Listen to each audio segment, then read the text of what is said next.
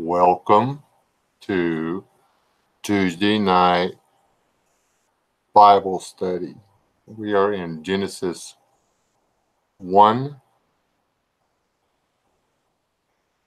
Does the first chapter of the first book of the Bible say that the earth is flat? I don't think that it does. Is it open for some interpretation? Yes, all things are open for some interpretation. But because you can interpret a thing so, does it make it so? No. This is the Bible. It's not Socrates. Okay? So,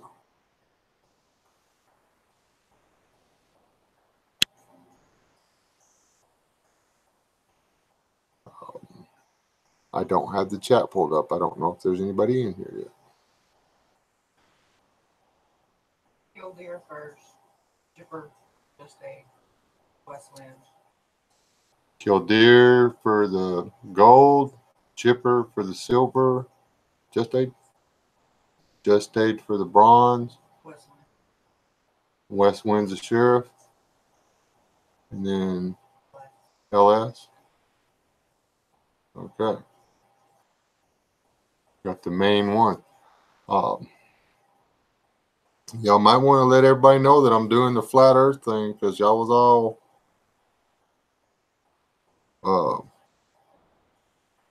wanting me to do flat earth.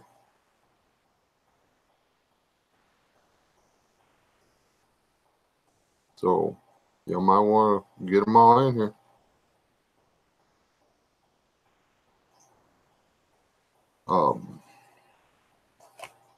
Evening interrupted my thermos video. Thermos cooking video? Who did that? Westland. Oh, Westman. Sorry, brother. Hey, Daniel. See, Daniel's he's probably gonna argue with me the whole night about whether or not this is how it works or not.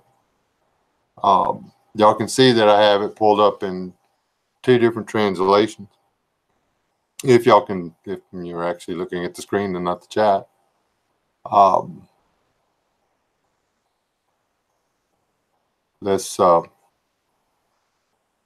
We'll go ahead and read it real quick and then switch it back to where I can see the chat and stuff, and we'll. Hey, Biddy.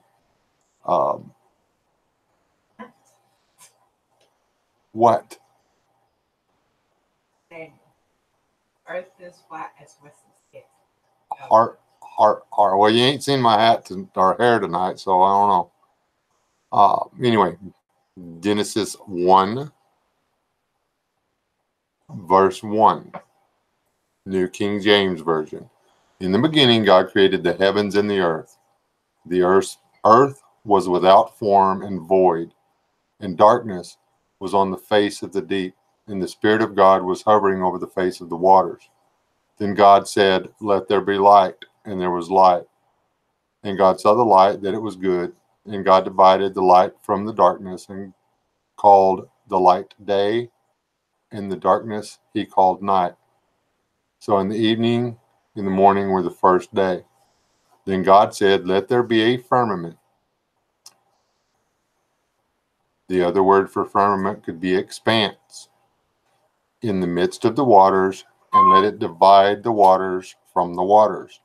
Thus God made the firmament, the expanse, and divided the waters which were under the firmament from the waters which were above the firmament.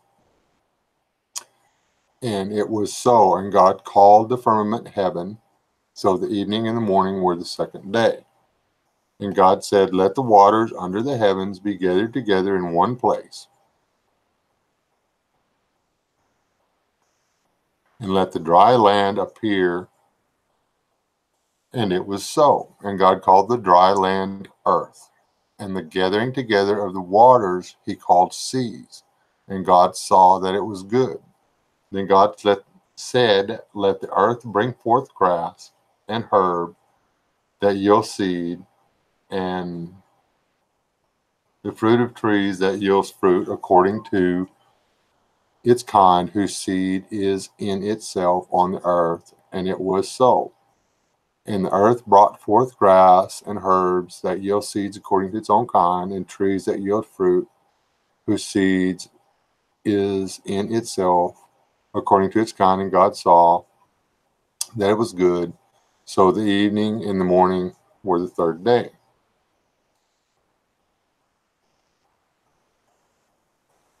And God said, let there be lights in the firmament, in the expanse of the heavens, to divide the day from the night. And let them be for signs and seasons, for days and years. And let them be for lights in the firmament of the heavens, the expanse of the heavens, to give light on the earth. And it was so. Then God made two great lights, the greater light to rule the day, and the lesser light to rule the night. He made the stars also. God set them in the firmament, the expanse of the heavens, to give light on the earth, and to rule over the day, over the night, and to divide the light from the darkness. And God saw that it was good. And so the evening and the morning of the fourth day. Then God said, let the waters abound with abundance of living creatures, and let the birds fly above the earth across the face of the firmament of the heaven, the face of the firmament, the part you can see, the face of the expanse, the part you can see. So God created great sea creatures and every living thing that moves, with which the waters abounded, according to their kind, and every winged bird according to its kind. And God saw that it was good, and God blessed them, saying, be fruitful and multiply, and fill the waters in the seas, and let the birds multiply on earth. So that the evening and the morning were the fifth day. Then God said, let the earth bring forth the living creature according to its kind, the cattle, the creeping things, the beasts of the earth, each according to its kind. And it was so. And God made the beast of the earth according to its kind, cattle according to its kind, and everything that creeps on the earth according to its kind. And God saw, and God saw that it was good. Then God said, let us make man in our own image, according to our likeness. Let them have dominion over the fish of the sea, and over the birds of the air, and over the cattle, over all the earth, and over all creeping things that creep on the earth. So God created man in his own image. In the image of God, he created him. Male and female, he created them. Then God blessed them, and God said to them, be fruitful and multiply, fill the earth and subdue it. Have dominion over the fish in the sea, over the birds of the air, and over every living thing that moves on the earth. And God said, see, I have given you every herb that yields seed, which is on the face of the earth, and every tree whose fruit yields seed, to you shall be for food. Also to every beast of the earth, to every bird of the air, and to everything that creeps on the earth, in which there is life, I have given every green herb for food. And it was so. Then God saw that everything that he made, and indeed it was very good. So the evening and the morning were the sixth day. And then he took a day off.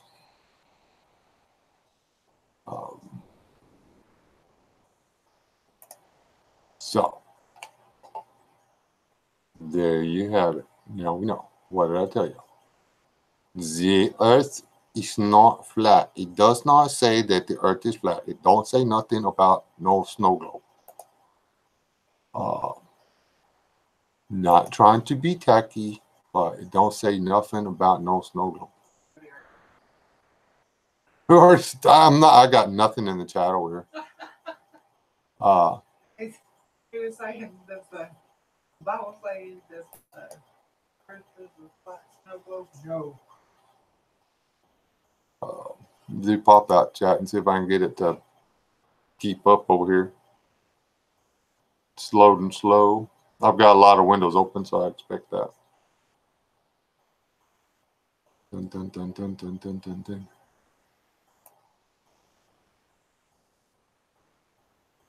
The chat's loading slow. I don't know if I've warned y'all yet or not, but if you open Christian-oriented sites and web pages, they take a lot of bandwidth or a lot of CPU because they're really running a lot of stuff at you.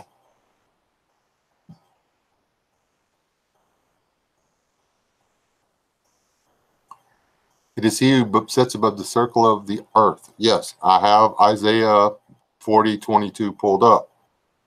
We'll get there. You want to do a live stream on the flat earth, Daniel? Then you do it in your own time. That's gonna be a little bit different Bible study. I was horned into this one. It also says the rest of Isaiah 40, verses 21 through 24, or something like that, that it is spread out like a tent to dwell in. The tents that they spread out had a floor, sides, roof, a front, and a back. And you dwelled inside them. So whatever was inside of them was actually encompassed all the way around. Okay? And a circle in the day, when the book was written, meant anything round. They didn't have to say a ball for it to be a ball. Okay?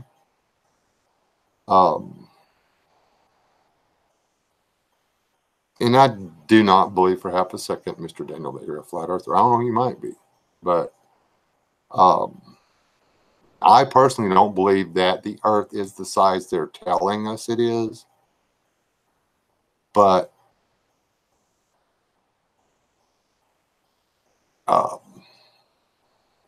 physics don't allow for a flat earth. Okay? The law of physics are set in motion by God. And only God can deny or, what do you call it, break them, if you will. So,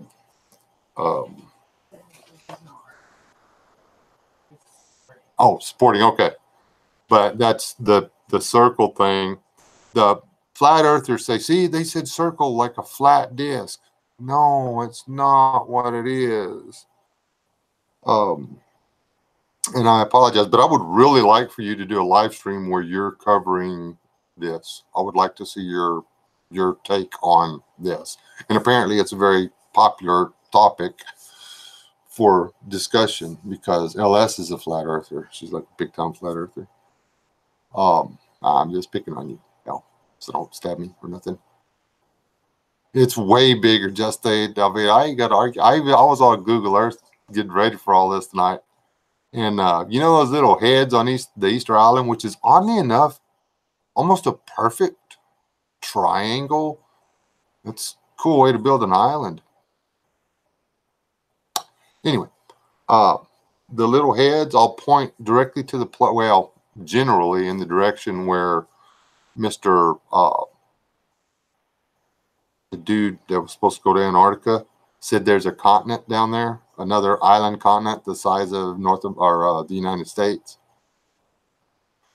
And well, Google Earth just doesn't have very many pictures for that part of the world down there, which is like really big, and there's no islands, no nothing. There's nothing out there. There's nothing in that part of the ocean.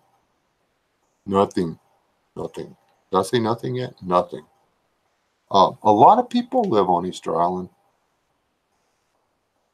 And they got a flipping runway. A pretty decent sized runway, actually. So yeah. Anyways, where were we? What were we talking about? We were talking about the flat Earth. I have to get creative here with this, so I can keep y'all's chat. There we go. That'll work. Okay, here we go. Dun, dun, dun, dun, dun, dun, dun.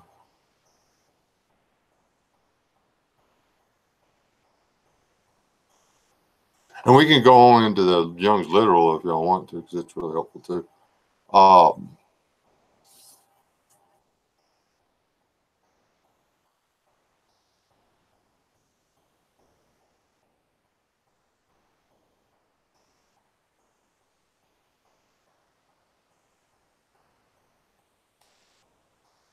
Okay, well, we're just going to start in chapter because we're doing the flat earth. Okay. Then God said, let there be it says firmament, expanse. The gray area on using the word firmament as opposed to expanse. It's a permanent, solid expanse. Okay. Oh, that's the snow globe. No. There are solid things in the expanse. They're there. While they might move, they are not removable. Okay. They exist. They're put there. They're part of the heavens.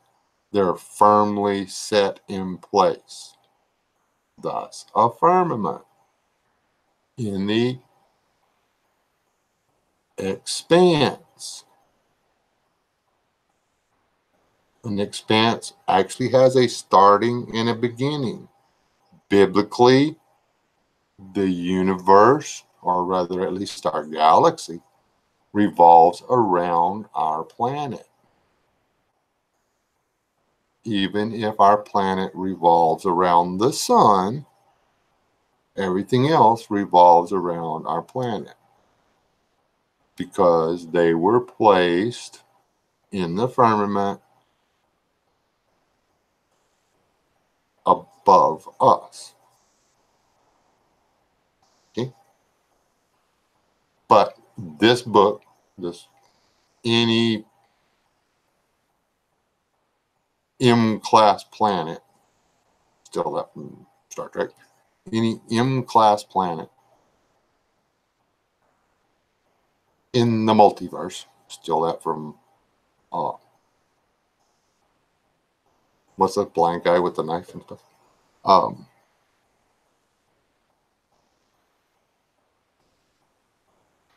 Anyway, get rid.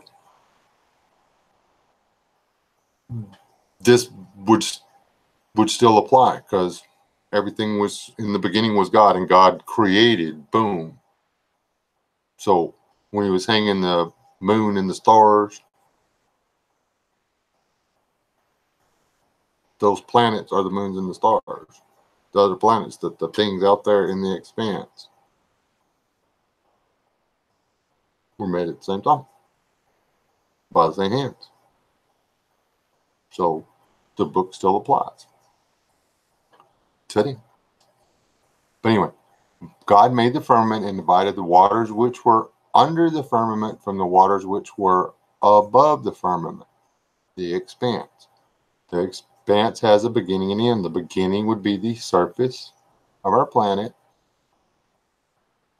outwards. There is water in the expanse. In the upper atmosphere, there is water. They call them clouds. Rain had never fallen on the planet. It goes over that in the next chapter. We'll get there. We're going to be stuck in Genesis now. Nothing like starting at the beginning.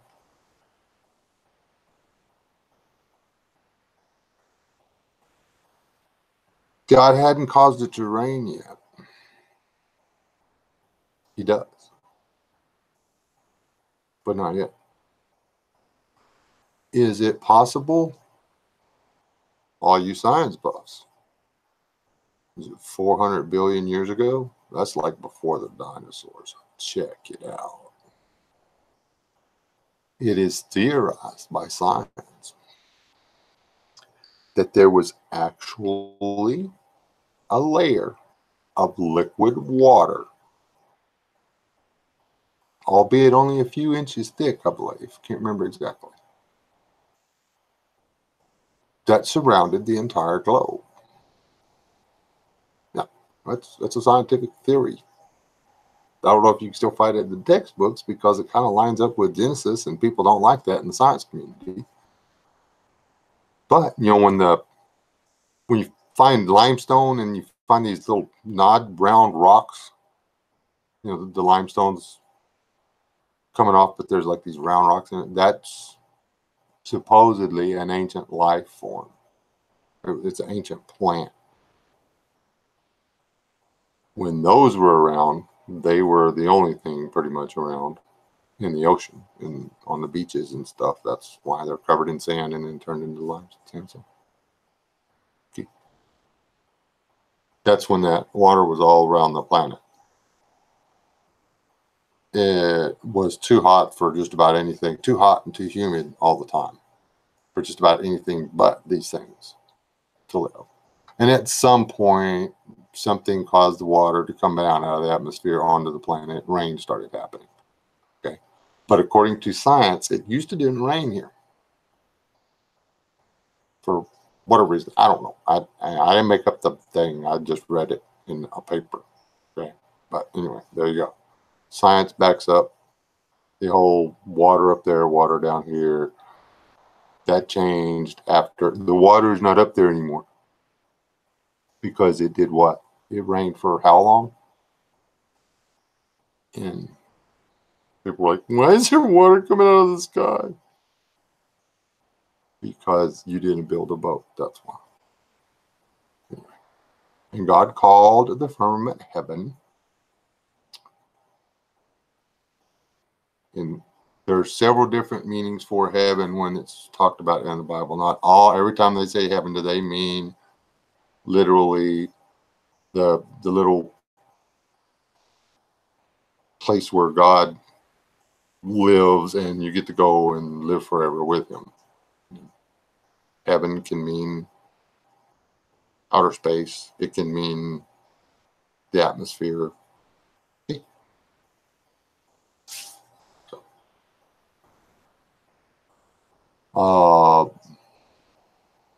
Let the waters under the heavens be gathered together into one place, and let the dry land appear. And it was so.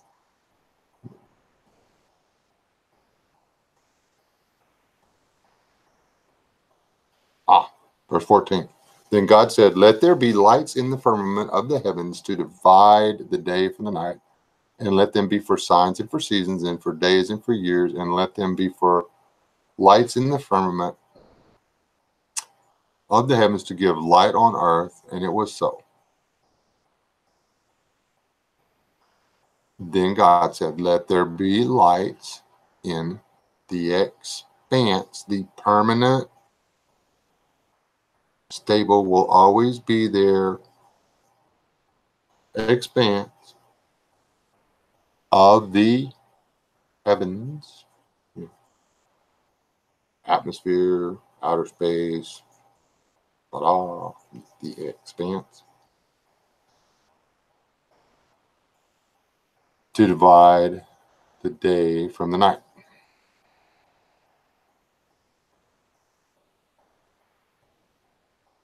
The light in the day, you can't see the stars anymore because Sol is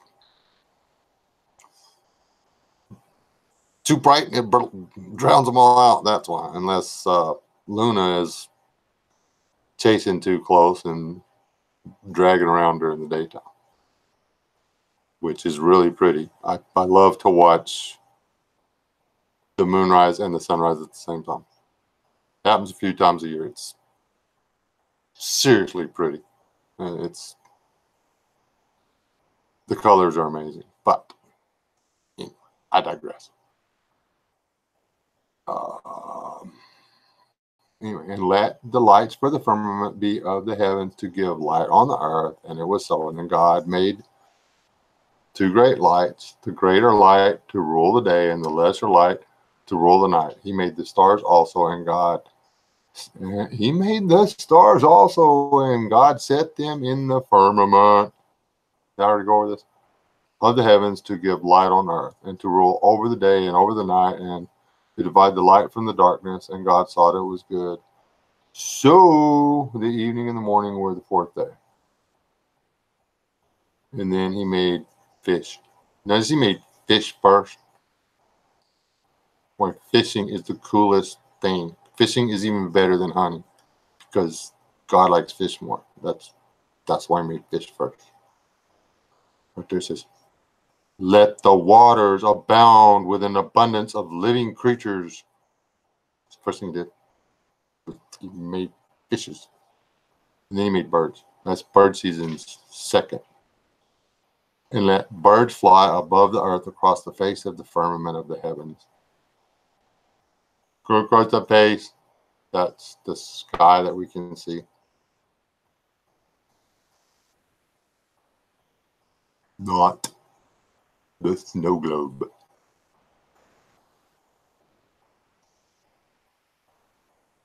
And here we go. So God created great sea creatures and every living thing that moves, and with the waters abound, with which the waters abounded, according to their kind, and every winged bird according to its kind. Of God said it was good, and blessed them, saying, be fruitful and multiply, and fill the waters in the seas, and let birds multiply on earth. So the evening and the morning were the fourth day. He made fish and birds firstest. Which came first? The chicken or the egg? The chicken. Okay. Simple. It says so right there. Which came first? The chicken or the tuna? Oh, the tuna.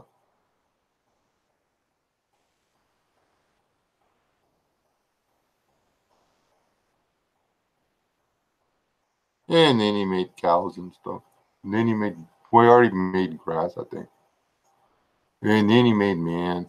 And this is where it got weird because I started reading. I read way past. I make the same mistake every time. I read way past where we were doing the flat earth thing and got tied up in the whole whether or not Adam and Eve were the first woman and man thing and stuff. Still doesn't matter. I think Adam and Eve were made special. I think they were special people. Adam was made as special because he was put in the garden. He wasn't sent across to be fruitful and multiply and make little peoples everywhere. Okay. Adam and Eve was supposed to be special. Everybody was in the same boat, but Adam and Eve actually took the knowledge out into the world. But blah, blah, blah, blah, blah, blah, blah, blah, blah, blah, blah, blah. Anyway, we're doing flat earth. So what are we saying over here in the chat besides, God, I wish you'd shut up and read my comment. What do we got over here?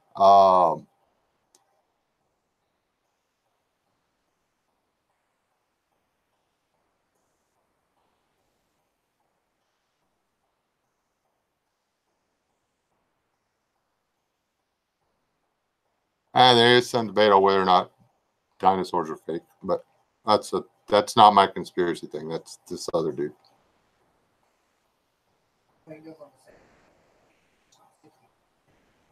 Yeah.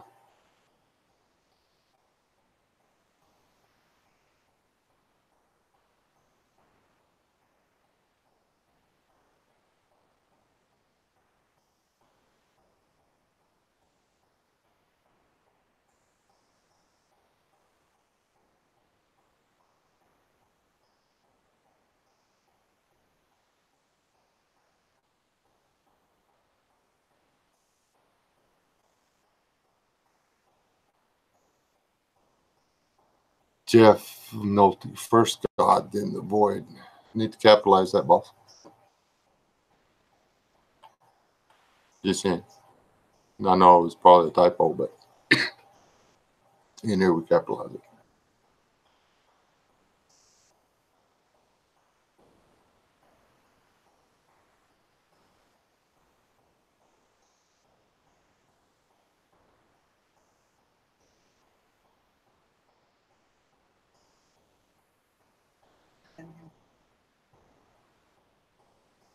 Not the void.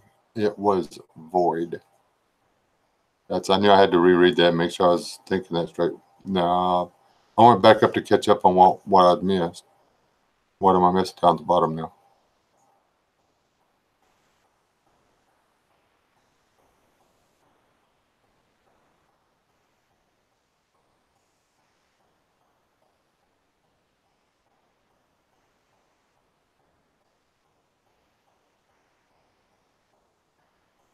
That is not the Jewish faith. That's Luciferian, Biddy Boo. That's somebody trying to go anti-Zion or anti-Semitic on you. They're trying to make Jews out to be the children of the devil. Be very careful with that. Lilith is not anywhere in the Bible. Lilith is in Luciferian text. Lilith is a demon. She is Satan's whore. She is not Adam's wife. Never was.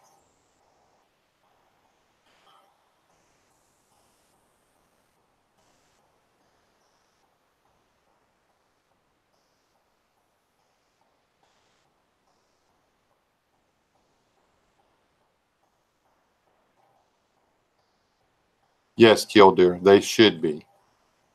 Except they forgot their crayons and they never learned to read and write.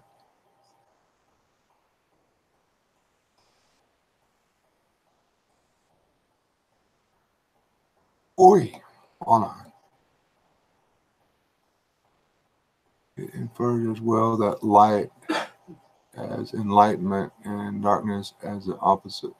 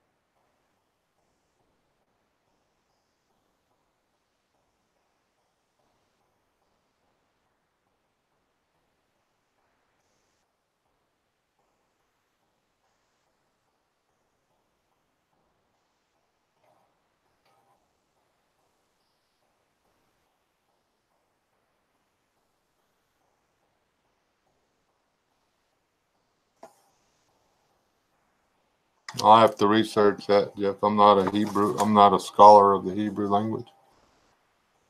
I cannot agree with nor disagree with your statement. The inference of enlightenment and of actual light. God didn't intend for us to be enlightened when he created us.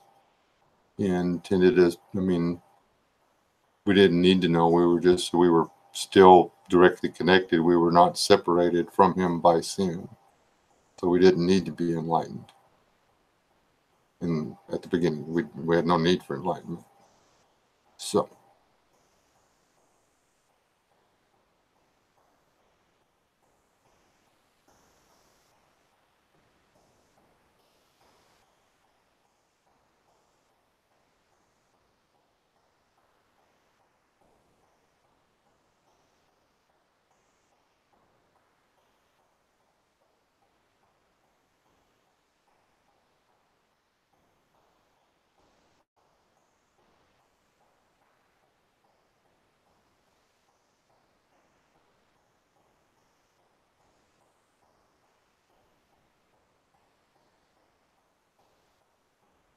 Mofo, he was talking about anybody, and at the time, most of those people would have been Jewish, but anybody that refused to accept the gospel of the truth. And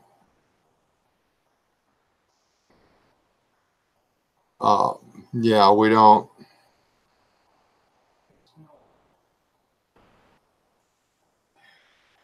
It's okay. We're not going to boot him out, but let's be nice. We do not. This is a open discussion. We don't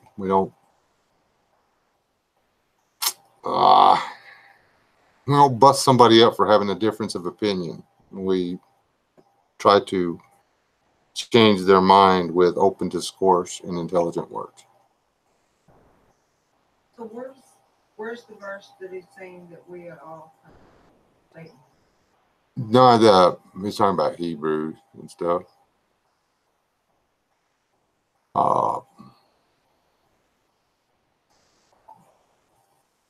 It's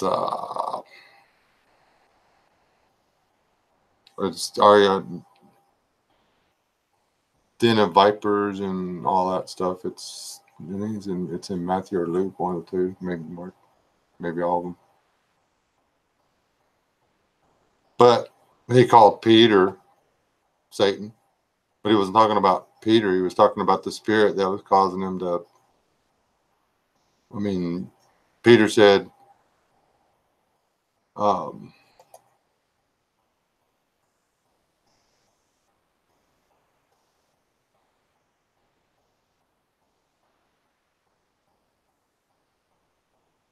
well, I'm not sure that Black Smurf, I'm not sure that he's being a heretic. I'm trying to catch up on the deal or whatever. But we do not need to be,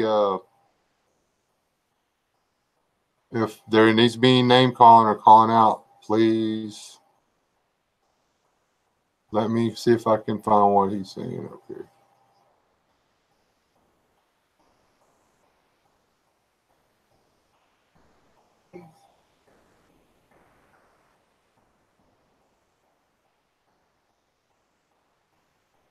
So I take it then that you think all mass mofo, this is directly to you. I'm taking it that you believe all Jews to be the servants of Satan now.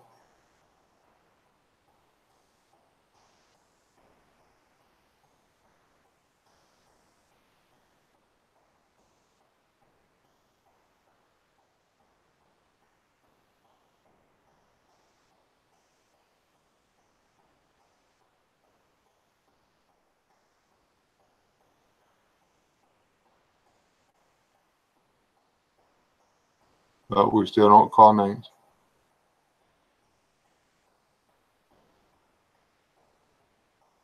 I mean, what is the meaning of Raka? Do we know that it's not retarded?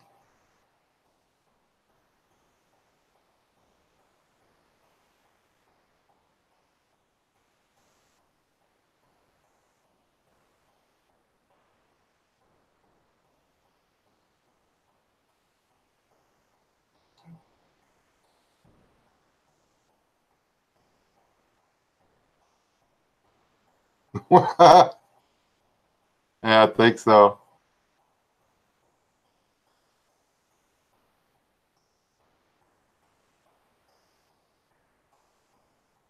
But now we're not going to argue along doctrinal lines either.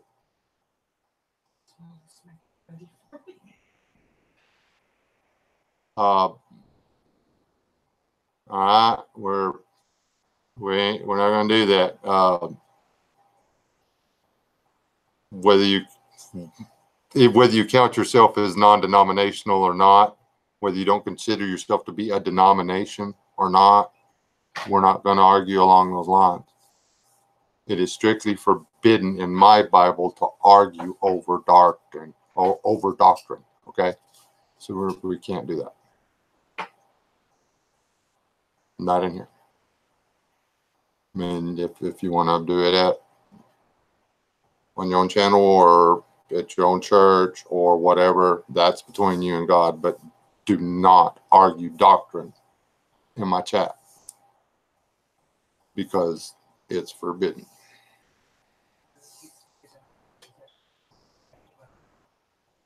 All right, Bitty Boo, have a good night.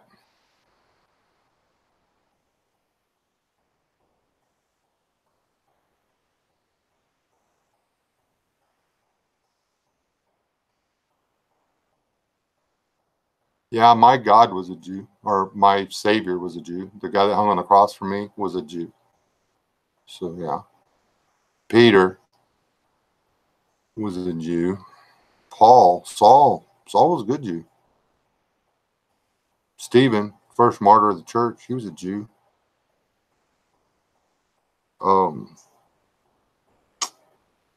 Who else? I think, what was that? Was that one guy, Timothy? Wasn't his name Timothy? No, Timothy was not a Jew.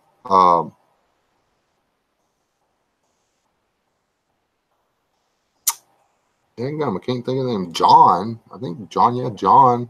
John was a Jew. James was a Jew.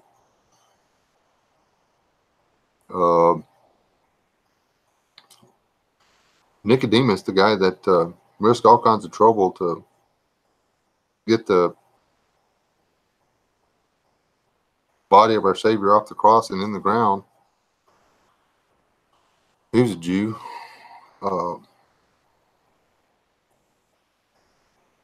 Yep. Don't think being Jew is an automatic thing.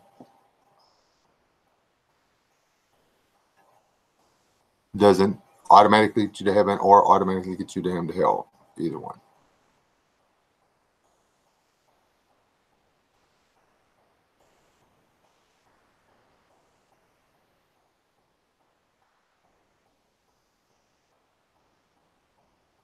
And yes, 2,000 years later, it could be implied.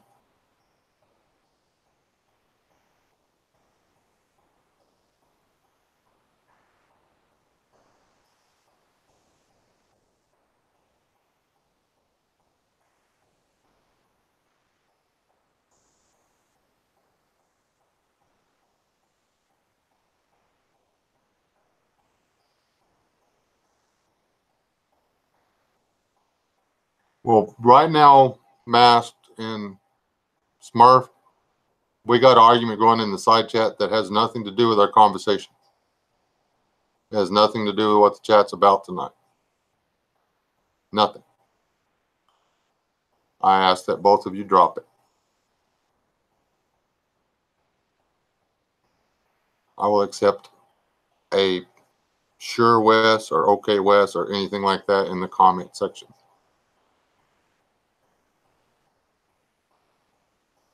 Really quick.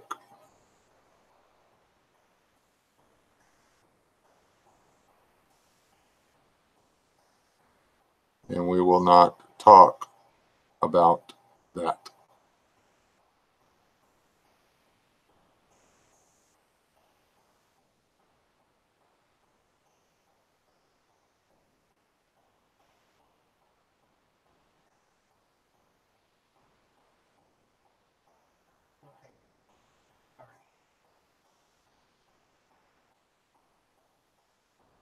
Well, He was talking a bunch while you were talking. And didn't erase it.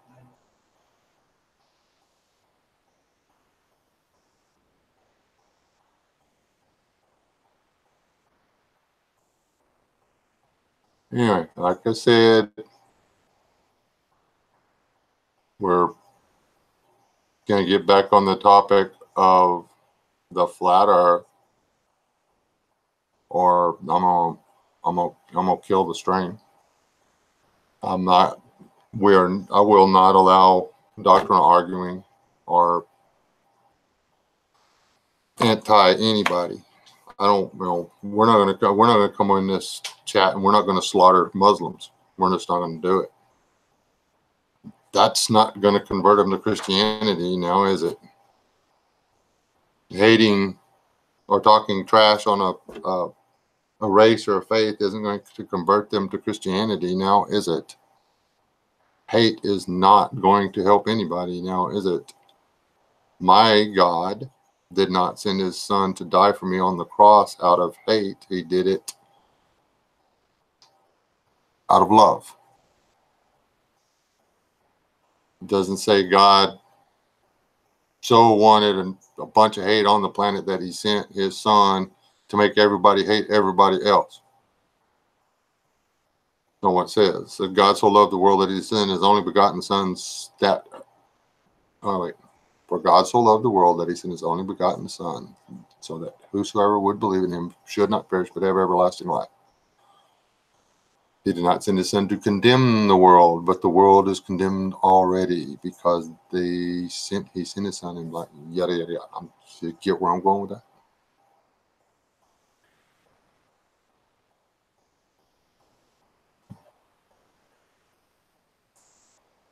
And that's why we try not to be ugly to one another.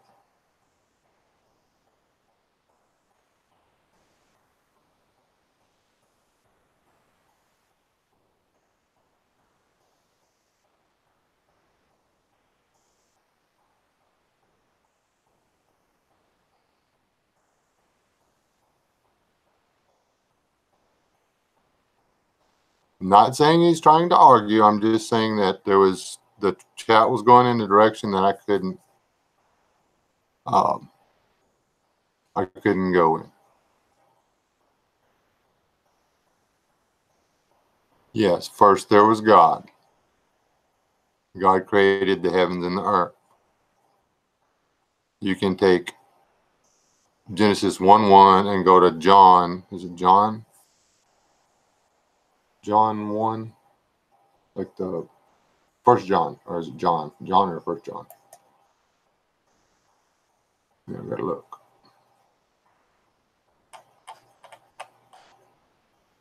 Yeah, it's gonna like take forever, and I don't have my Bible in here.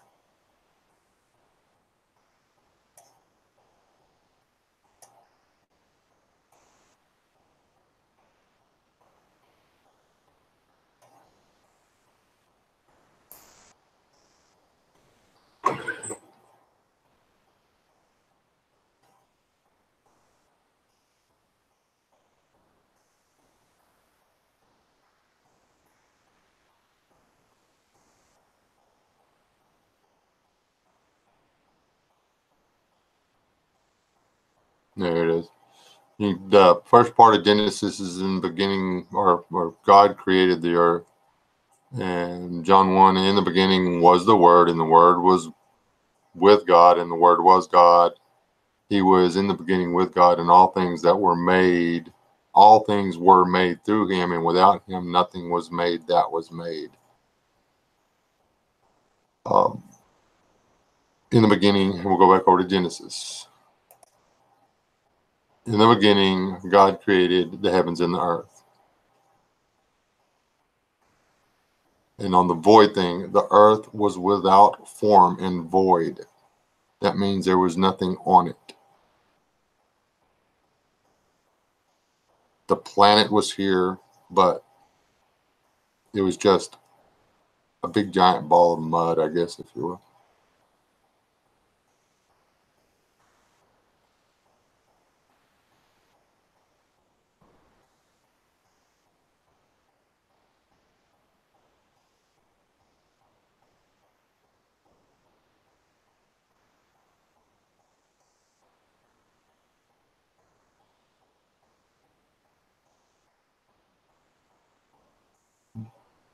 I have to argue on the consciousness thing.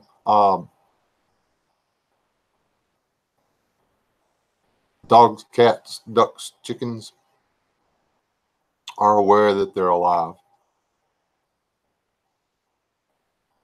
Elsewise, why run from the predator? Why not just stand there like a blade of grass and be eaten? The thing that sets us apart from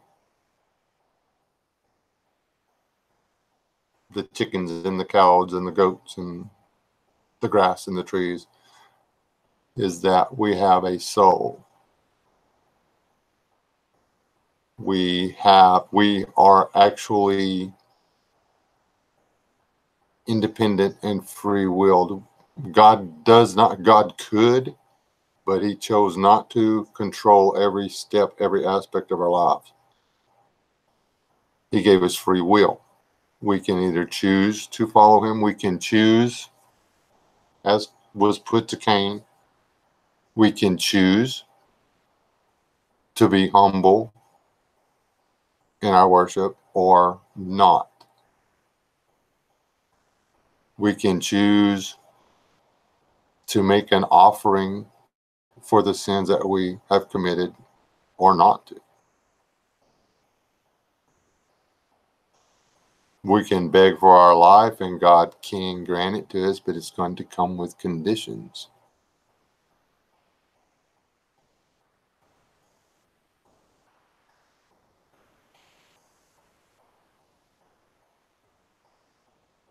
Being conscious And I'm jealous of my dog. If my dog gets dead, what makes up my dog, her spirit, her essence, whatever, it came from God. The spark of life is from God. The very light that brings life to everything is from God. And when something that doesn't know how to sin, when something that doesn't know good and evil, when something that's not missing the mark, a dog is being a dog, even when it hikes on your foot, it's just being a dog. When it chews up your couch, it's just being a dog. When it dies, what spark of life is in it goes back to the Father, just like that. We can't miss the mark. It's a dog. Even a bad dog still just being a dog. A man-killing lion is still just being a lion.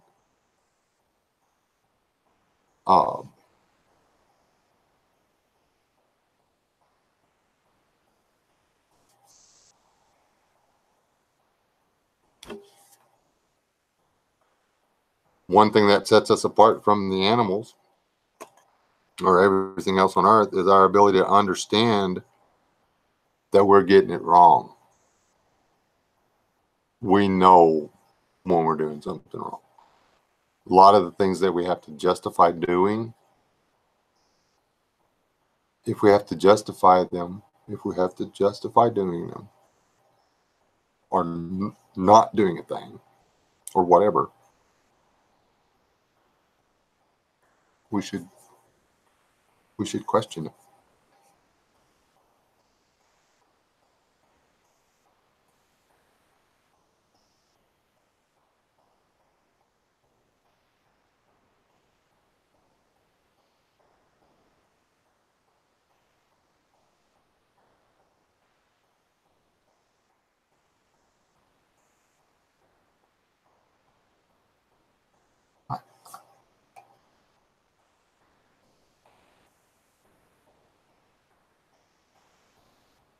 Mr. Foghorns, you think?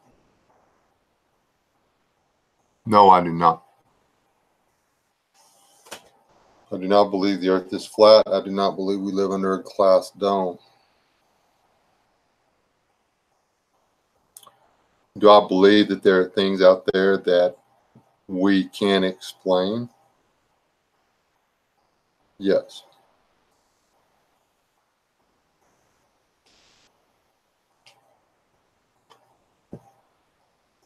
Do I believe that the earth is the dimensions they tell us? No. There's too many things that don't jive with some of the stuff. There's some of the numbers that don't add up. But none of the numbers for the flat earth thing line up. You can make a good argument for this part of the flat earth or a good argument for that part of the flat earth. But you can't put all the arguments together to prove a flat earth. Okay. A lot of the arguments for the flat earth contradict even each other.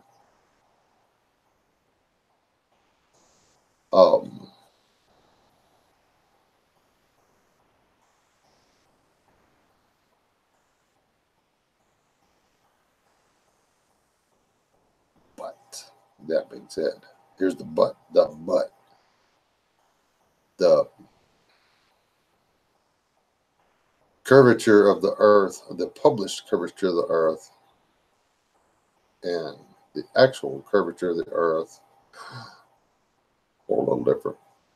And it doesn't have to change much to be a lot different.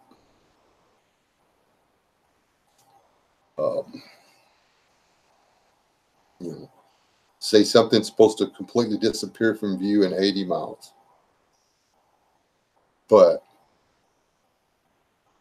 it takes it 85 miles to disappear. That's 5 miles. That's 5 miles for every 80 miles around the equator, unaccounted for. That's a lot of miles. Just saying. What are they doing with all them other miles?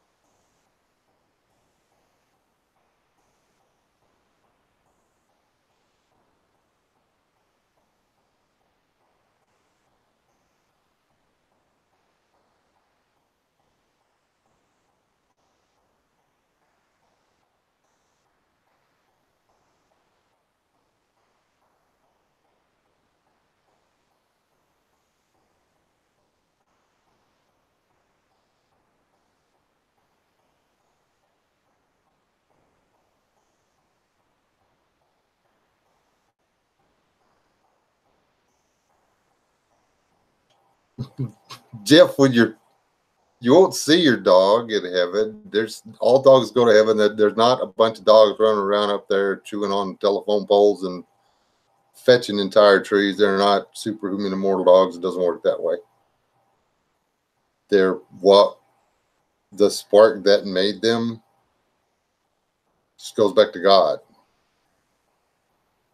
The spark that makes that dog just goes back to God. When you get to heaven and you see God, your dog will be there. You won't miss the dog. You're in heaven. You won't the people that you love that don't make it to heaven, you won't miss them.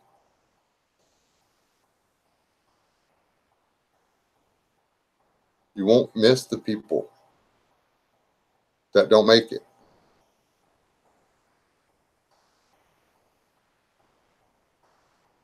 You will rejoice only with the people. You will rejoice with the people that do. There will be no difference in heaven between my mother, my brother, and Jeff Noty when we meet in heaven.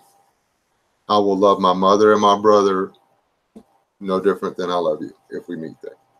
I will love Rooster no different than I will love LS. I will love Timo up there no less or no differently than I will love Trey Ezel or Mrs. West in heaven. I will know that Mrs. West is Mrs. West and Trey is Trey and Killdeer is Killdeer and Jeff's Jeff and Rooster's Rooster and Timo's Tim. I will know all of this. But it won't matter.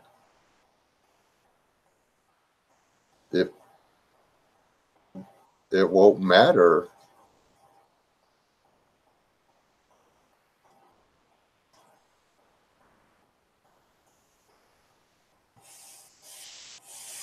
Everything will be whited out by the radiance and glory of God.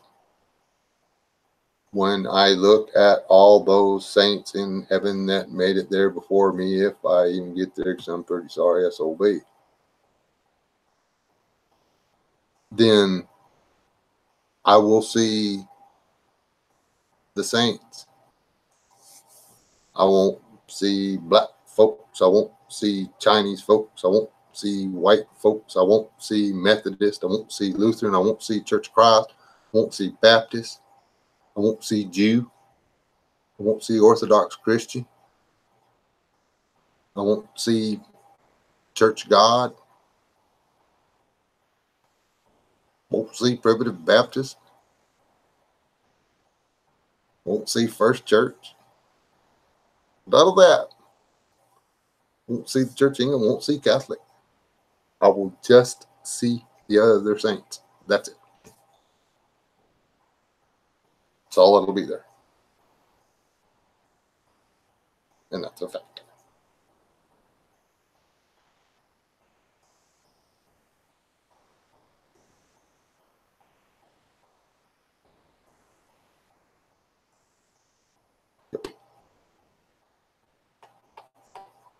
I had the chat scrolled way up. Mine people were probably talking.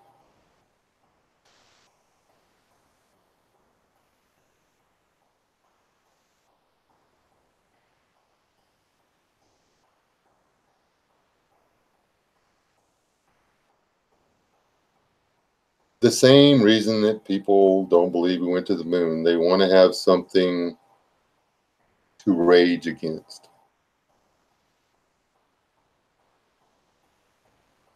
They want to have something to prove that everything is a lie. Because for something that forces me to abandon my worldly concept of what's good and bad and accept a spiritual concept of what's good and bad requires that I prove that the physical realm is out to get me and I've got to switch over to the spiritual realm. It's inherent. We're looking for an excuse to run away to God instead of realizing that we don't need an excuse to run away to God. We just go back to God. You're not running away from anything. Looking for an excuse to live an earthly, worldly life, having a faster car, bigger house, whatever, having a bigger church, having a larger congregation.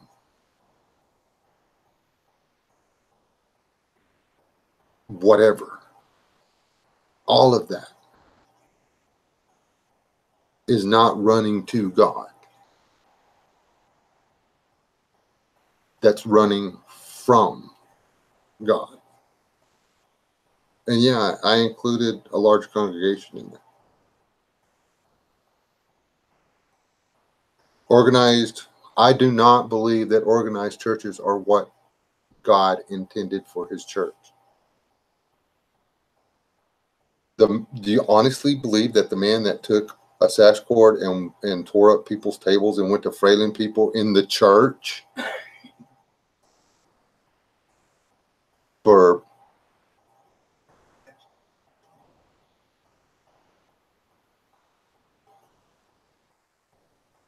I covered that one, so we'll go back to it.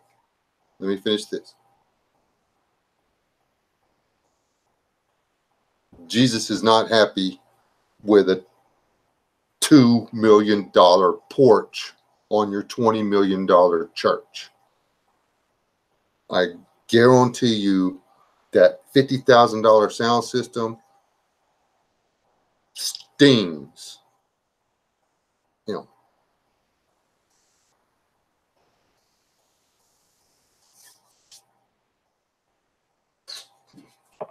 No doubt in my mind that tears him up. And your question was, Savage. So what did God mean by the waters above as below? Dun, dun, dun, dun. Hold on. Then God, that's verse 6. Then God said, let there be a firmament and expanse, a permanent fixed expanse in the midst of the waters, and let it divide the waters from the waters. Thus God made the firmament, the fixed expanse, and divided the waters which were under the firmament from the waters which were above the firmament. And it was so. And God called the firmament heaven. So the evening and the morning were the second day. I've got to do this real quick because I already went over it. Science has a hypothesis or a theory that back just prior to the dinosaurs, a few billion years, the earth was actually encased in a globe of water. The round earth had a round globe around it of water. The early plant life that they find fossilized needs that kind of environment to grow. It didn't need rain. It actually needed a heavy dew. And it's odd that it would be described in the Bible that it was this way, that there was water above and below. if this book wasn't divinely inspired. And science only came up with that, 20, 30 years ago about the layer of water. It was only a few inches thick, I think, up a few inches thick. But that's a lot of water if you put it out on the stratosphere. When you think about the fact that there's already salt water and fresh water on the planet. Anyway, it was enough to cover everything but Mount whatever, where the boat got stuck. So there you go. Scientifically speaking, there used to be a layer of water in the atmosphere, and it is not there anymore. Whether it was 400 billion years ago or 4,000 years ago, that's not what we're covering in this live stream. So that answers your question, Evans?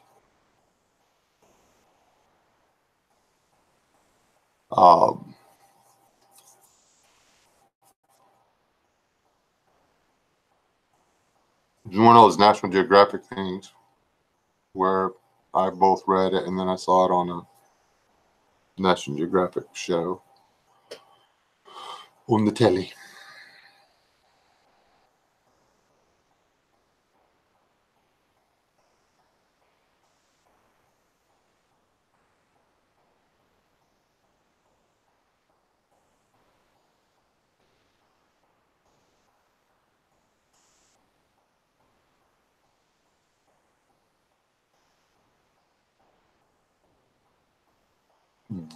Yes, Jeff, to a degree, what you're saying is right.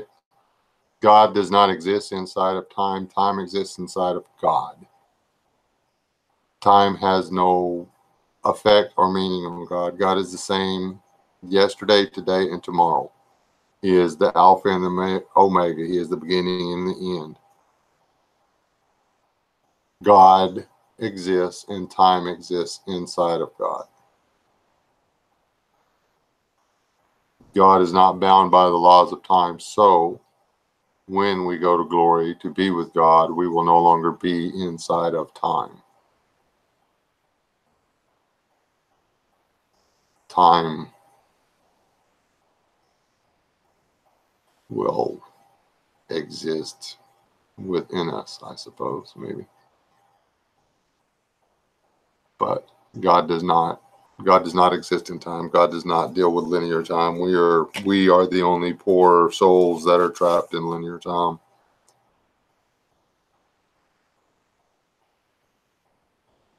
Nothing about the prophecy of the Bibles, or of the Bible, my bad. The prophecies of the Bible would work in linear time. Or the prophecies about Christ would work in linear time.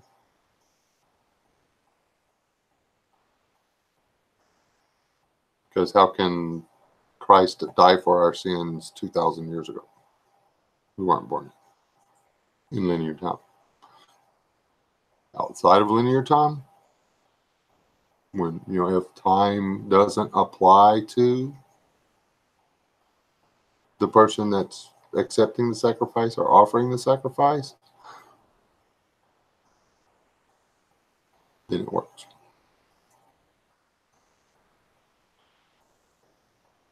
So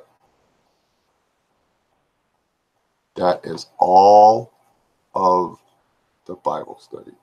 That is all of the flat earth. Now then, it is y'all's duty to change my mind and tell me that the earth is flat. We all live on a giant frisbee, and on the bottom side it says whammo on it.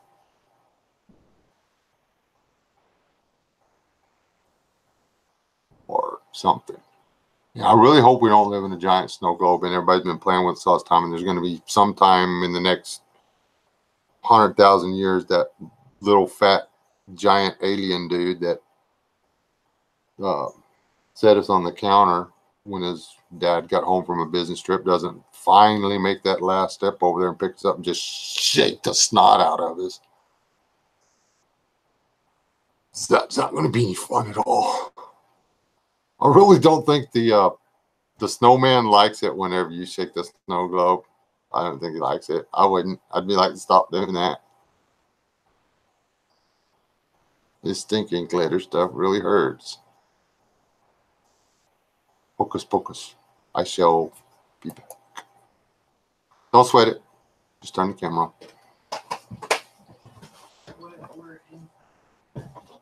What if we're inside the earth and we're actually...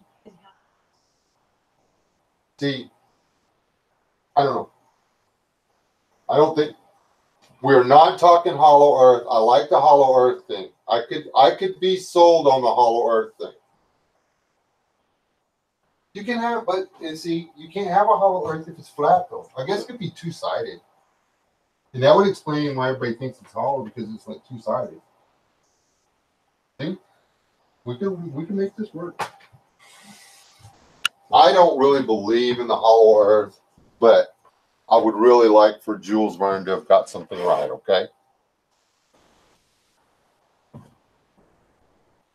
I'm going to turn this fire off.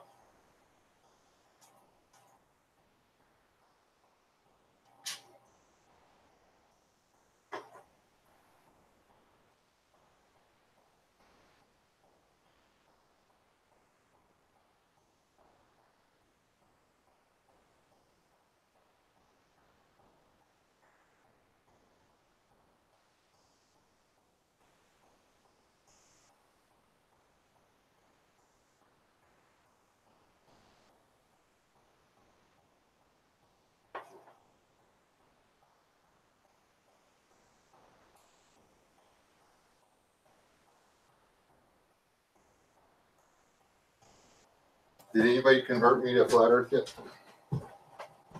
Oh man, y'all were supposed to convert me to flat earth. The sphere spinning around at thousands of miles an hour and no one falls off.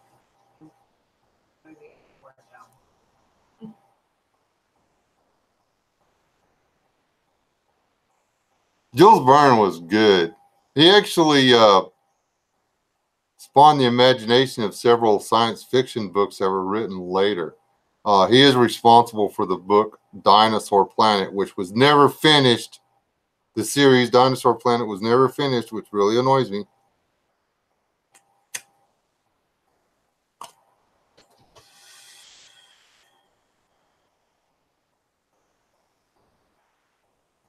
There you go. Does it matter if the world is flat or round? No, not one bit.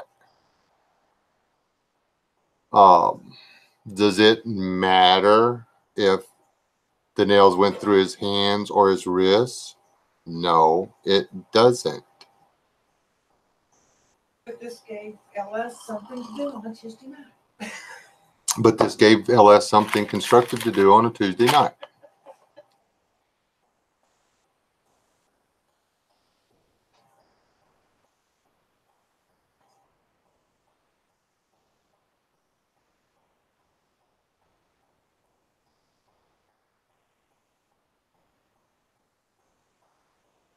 Seriously, LS, the earth is not flat, okay? If for the earth to be flat, okay, and for gravity to work. The moon, okay, the moon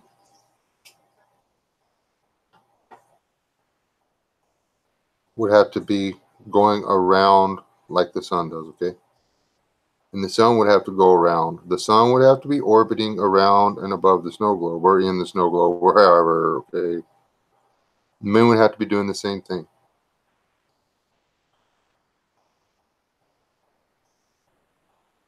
And because mass has electromagnetic energy, mass has gravity, that would mean that wherever the moon was, it would suck the water to it. So there would be a giant tidal wave following the moon around the disk, drowning everybody. Right behind the giant tidal wave following the sun around, drowning all the other everybody's. We would constantly be getting drowned to death.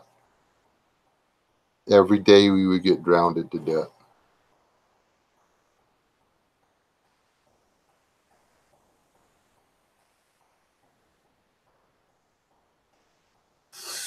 Actually, LS, no, it was a theory that was reintroduced after thousands of years of a belief in a round earth.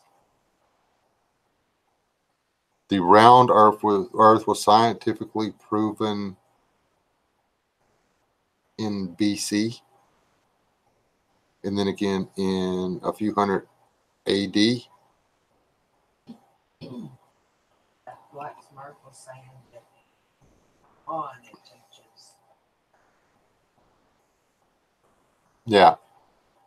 Flat earth and the flat earth stuff works great for the Antichrist because they've been lying to us. Nothing that anybody says, you can't trust anybody. If they're not going to argue with you about the flat earth and the fact that the this and the that, I mean, the Antichrist and such has got us arguing so much about whether or not the earth this size, that size, flat or round, that how many of us, how far along did they get on that new temple thing before we found out about it? What, we all found out about it this week? They've already got the altar built. And don't give me this smack about they can't build the temple because there's a mosque on top of it. The mosque was built on top of an existing foundation. There was no foundation left of the temple. The temple was completely destroyed. No foundation, no nothing. That's what the Bible says. If the mosque is built on top of an existing foundation, that was not the temple. The end. The temple was built on the downward slope towards the river, not on the top of the hill where the mosque is. Okay. But if you look where they've put this new altar thing, which you have to build the altar first, then the temple around it, it's pretty close to like where it would need to be. But anyway, we're also busy arguing about the flat earth and aliens and ice ages and this, that, and everything else. They snuck that altar right past a whole bunch of us.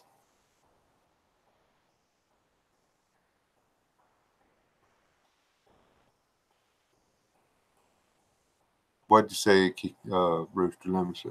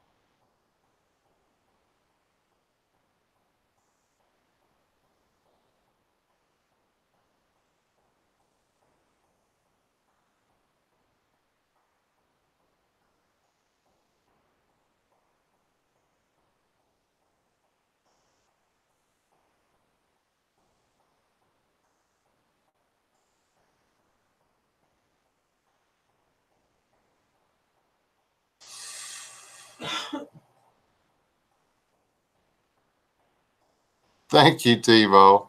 That's like my favorite picture ever. That was back when I still had a 4-head instead of a 5-head. And that's a few years ago. But that was a good looking beard, didn't it?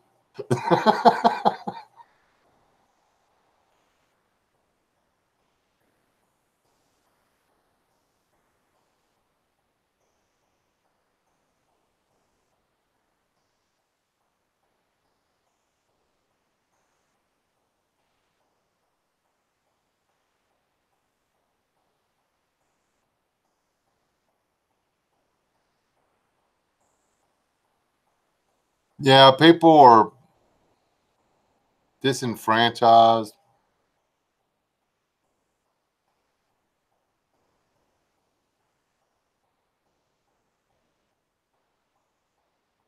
That's y'all's fault.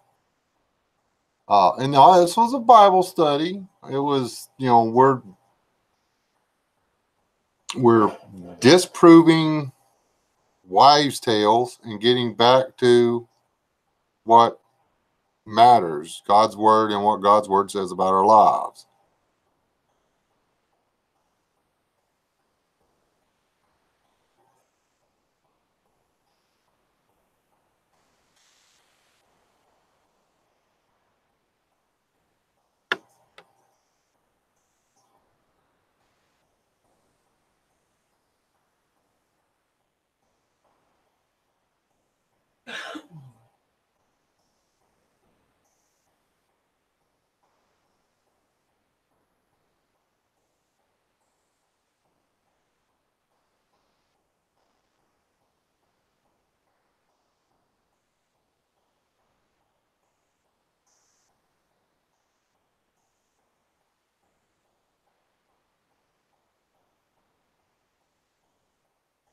Yeah, we can drive 40 miles and pick up shark's teeth off the top of a hill.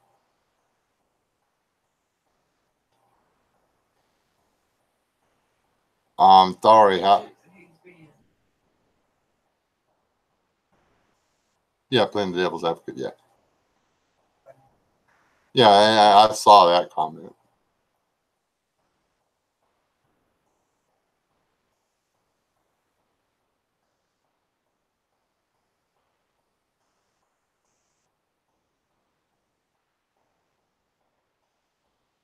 I think he's one of them. He's probably like from Oklahoma or something. And people from Oklahoma like to stir stuff up because they think it's funny. No, God closed the door and sealed it from the outside. That's all he did, Robert and Cindy Moore, LLC.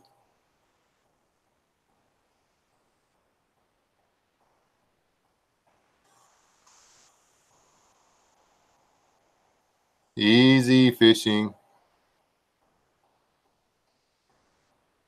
And y'all, there we go again.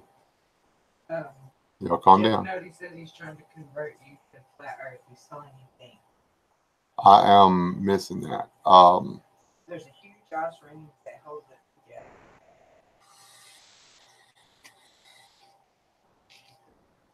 All you need is mass for gravity.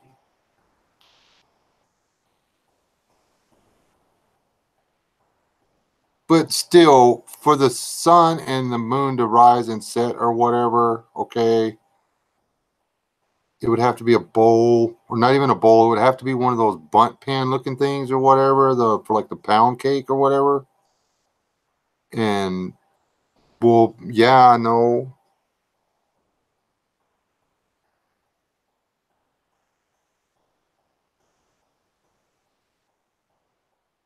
Oh, have you? Now I'm gonna go. Now we're going 10 full hat.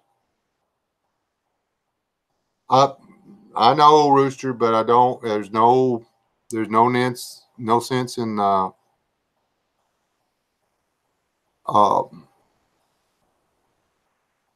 in chopping on each other. I had to call down uh some other boys on that a while ago, and I'm doing so now. That we'll play nice. Okay, let's play nice. Um,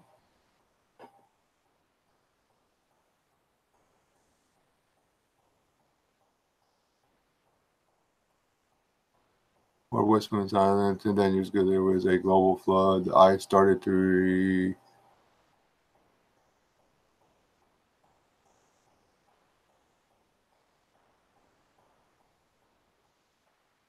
Nah, see, West Wind. So, like, you was in the Navy. Did you got like way too much time to read?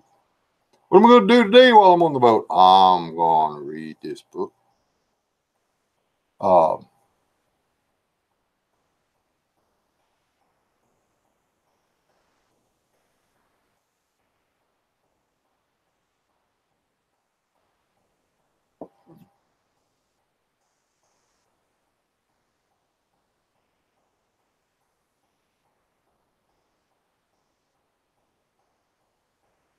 I'm missing something on Dr. Sad. Man, if some guy with a PhD in theology wrote the book, I don't read it.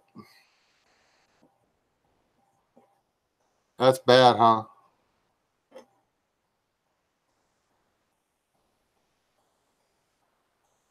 Because unless he's giving it away, it's a lie.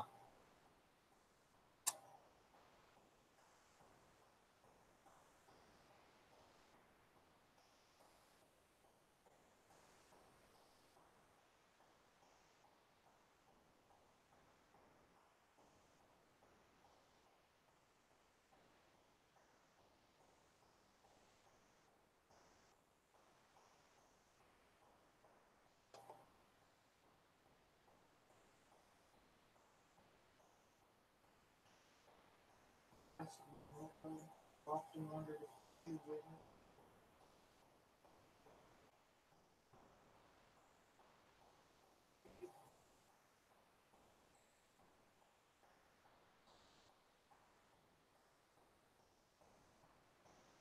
He's talking about the two witnesses or whatever. Everything's going to be established by two witnesses. It's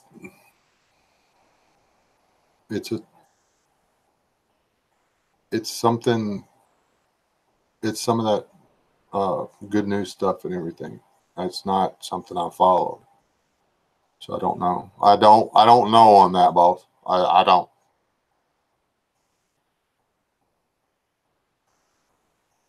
Thank you, Timo.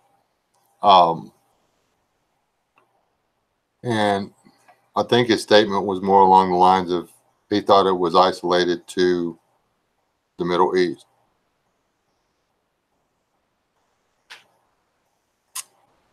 But I reiterate a statement I made earlier.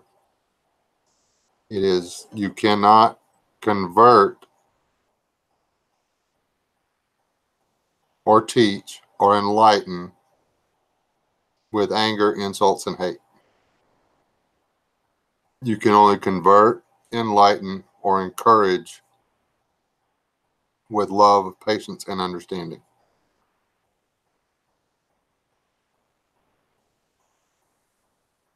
Okay? If I can be patient and understanding, anybody can. If I can pull it off, so can you.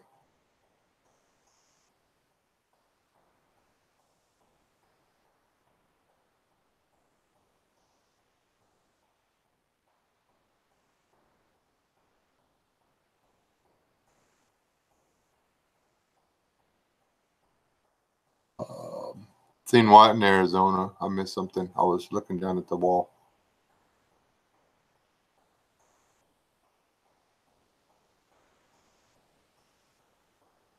Yep. Oh man, you live down there, but dude, you got to get on Instagram and find me and stuff, and dude, and I want to see the pictures. I've drove by there like 6 times. I've never stopped and go look at the deals. That's like, isn't Rockwall down there somewhere close to? Rockwall is something that's a little bit hard to explain. That Rockwall just does not belong there.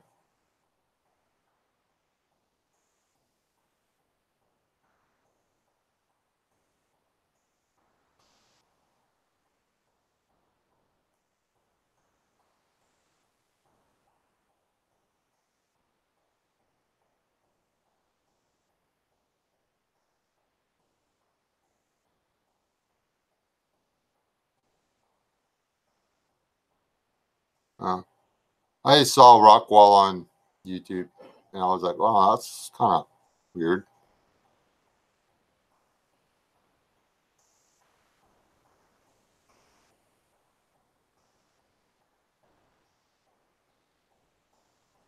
Well, some of the people in my chat, I wonder if they were dug up 10 years after they died, if they'd have any soft tissue left in their skull anyway, because they didn't start with much. Just saying. Y'all still in here arguing that flat Earth stuff. No, we don't know that.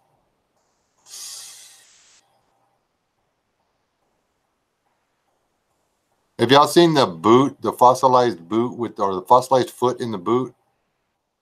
That thing could either be proven or disproven. I think what they found was a murder scene. I think somebody got chopped up and thrown in a bucket of lye and then got kicked out. But the boots were all saturated with oil and grease and stuff, and they didn't get zapped away, but everything else got turned into rock and stuff. Because you can accelerate fossilization. There are ways to do it. Just saying.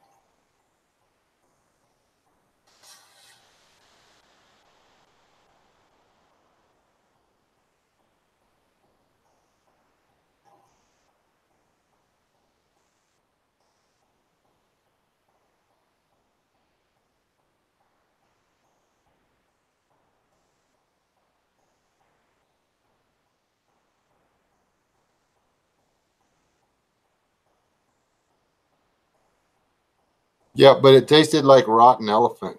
It didn't sell very good. Serious. They ate it and it tasted bad, so. And Paul said that he was very earnest and not because his text does sound kind of rough.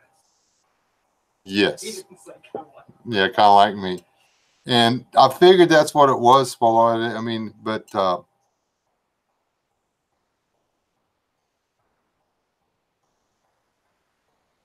advancing on somebody with their arms open, asking questions, and searching for the truth with your helmet, your shield, and your sword drawn is a little much. The helmet and the shield and the sword are for the enemy, not for the seeker.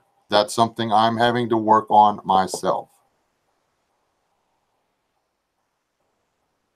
The first thing, I've put down the shield, I've put down the sword, and I am trying to polish the helmet. I am trying to learn how to gird myself.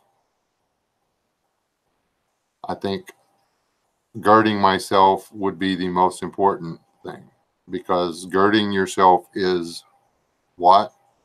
It is the truth. You gird yourself with the truth. It's the first thing you do. It's not the last thing you do. It's not a belt.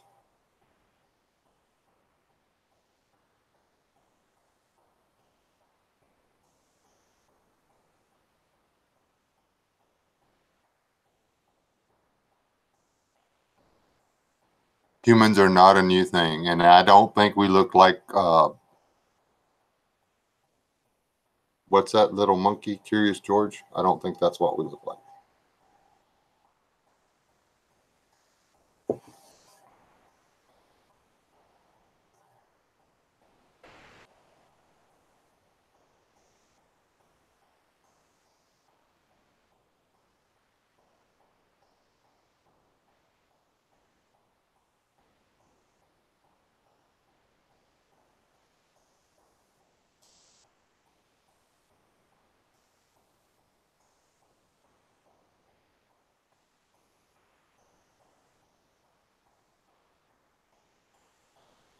Yep, but again, you do not sow or plow, sow, and water with the sword and the shield.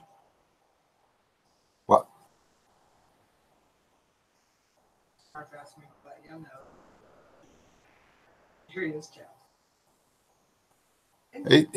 Dude, more than welcome. Like, share, subscribe, buddy. I'll be here next Tuesday night. Ed Friday, Ed Saturday after the deal. Somebody's always getting me off on a tangent about God. So, actually, I've been guarding myself really closely and L and them haven't been able to trick me a lot lately. So, oh,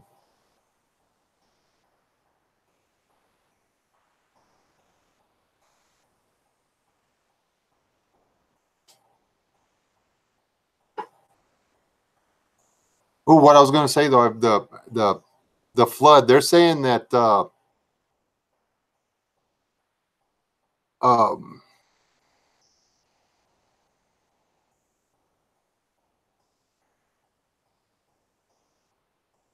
somewhere between the Civil War and World War One, there was like a mud flood. Have y'all seen that crap? I'm like, okay, how's that ever going to work?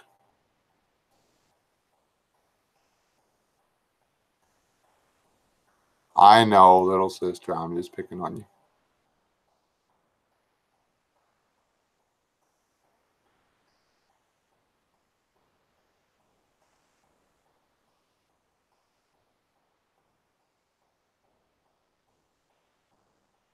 Yeah, carbon dating can be way off. Oh, young skulls full of mush. Thank you, Jeff. Like peanut butter, actually. That's the human brain until about 16 or 17 actually looks like smooth peanut butter. Just for the record, there's no wrinkles in it. Leland is still recovering. He's still having the headaches. All right. He just got back. They did some tests and stuff. He's having a little trouble sleeping. They're going to put him on a apnea thingy-majigger or whatever. But he's dealt with that CPAP machine. But his speech and everything has greatly improved. And he no longer has a droop to the side of his face. He's back to being nearly as handsome as his dad.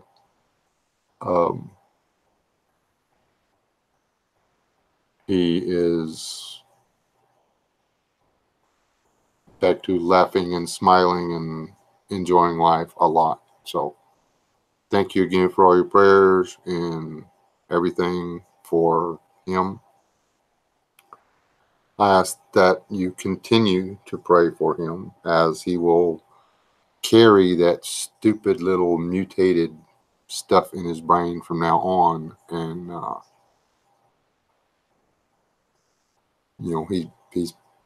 he's got a lifelong enemy now living in his own skull. So the only person that can, or only thing that can remove that enemy from him is God. And the only way God is going to do that is through our prayers.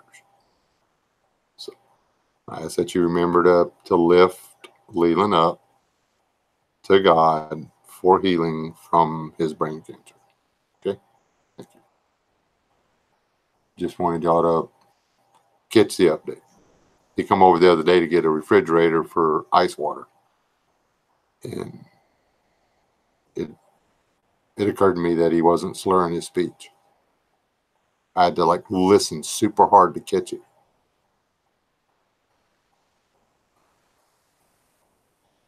Rob sneaking in here. Hey, Rob.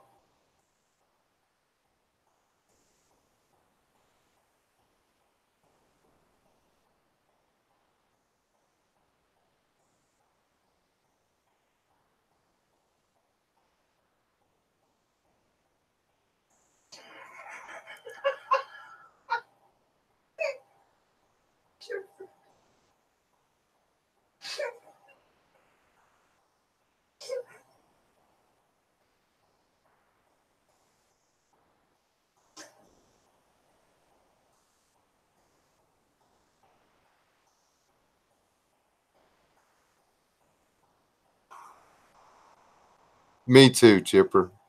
It would have just been a lot easier to get a glass.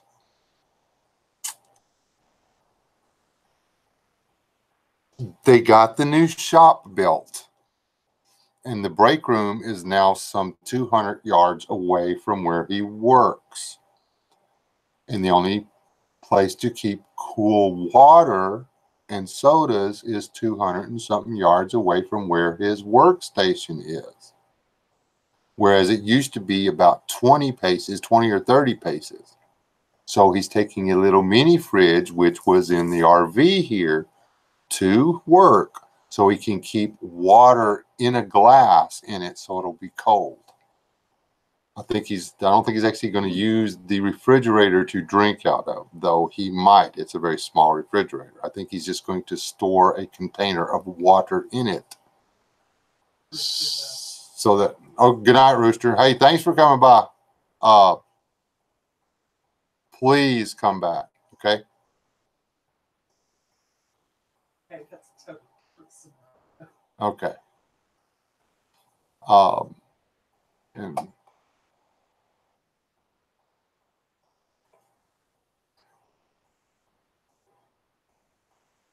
And he does not need to hear that. He's been doing actually pretty well on not trying to be alcohol fish.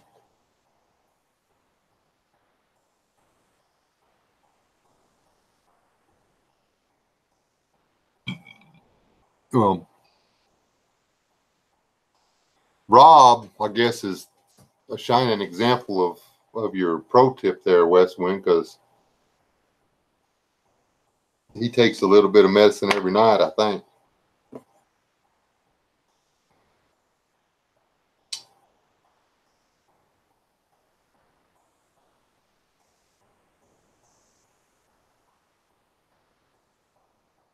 Oh, you did that. And I do not, there ain't nothing wrong with sitting down towards the end of the day and taking some medicinal whiskey. Some. And that's not half a pint. Half a pint of whiskey a night is not medicinal. That's a little too much. But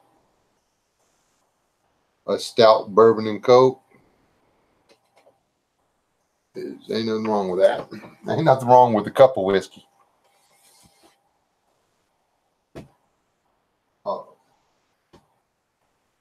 Y'all didn't know this, but I'm getting up and walking away to get a cup of coffee. So y'all say important and valid things in the chat.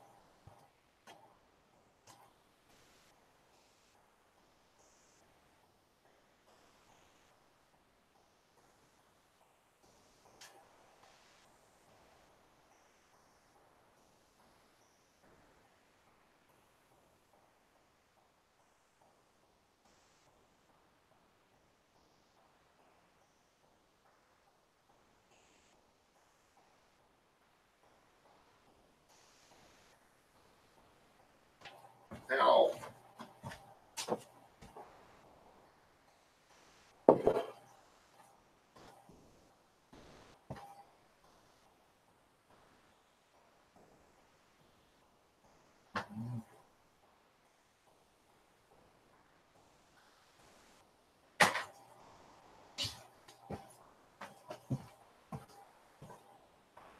So, Chipper, when are you going to do a live show?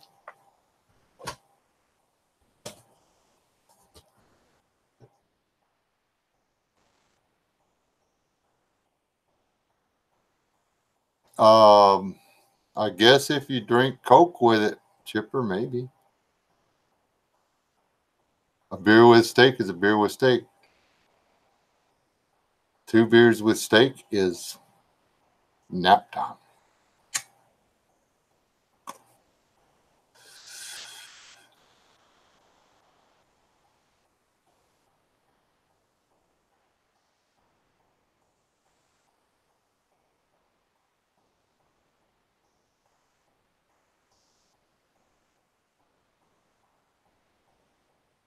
Yeah, y'all have no idea how humbling it is to have all of you people in here actually wanting to participate in this.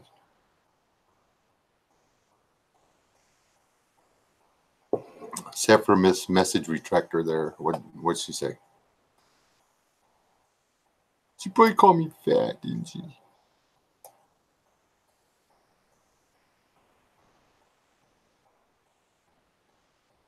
I'm gonna probably fixing to mess up. I'm gonna open YouTube back up. I closed it on accident a minute ago.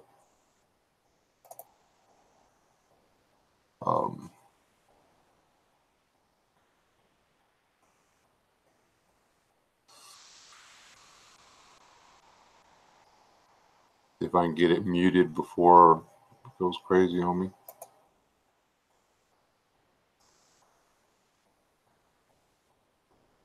Probably not. Oh, it is muted. Yes, I can. Opening it up to see how long I've been on here, which is almost 2 hours.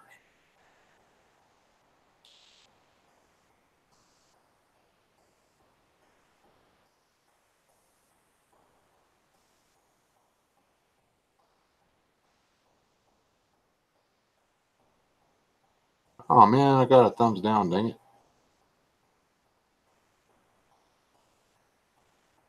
That's just hurtful. Aha.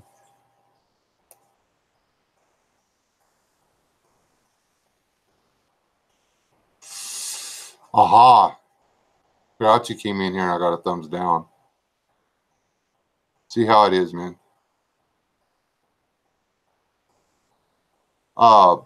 Jeff just dropped the D on the end of that.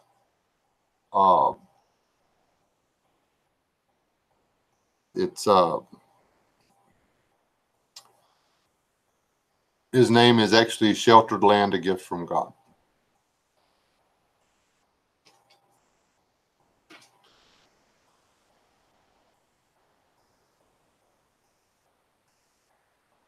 And his brother's name is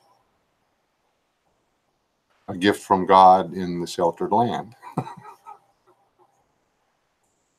And his sister's name is A Gift from Christ in a Sheltered Land. We named our kids the same thing, all of them.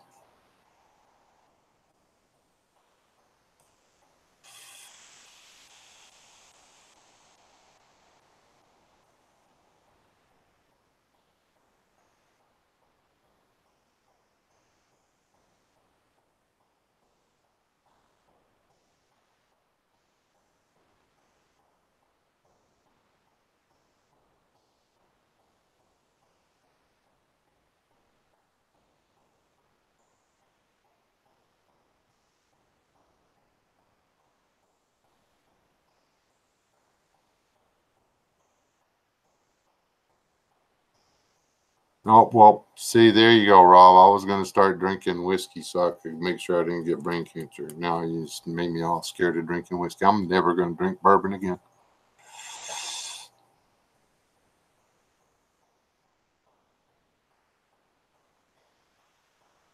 Unless I should just like drink it straight. Straight whiskey doesn't have sugar in it, does it?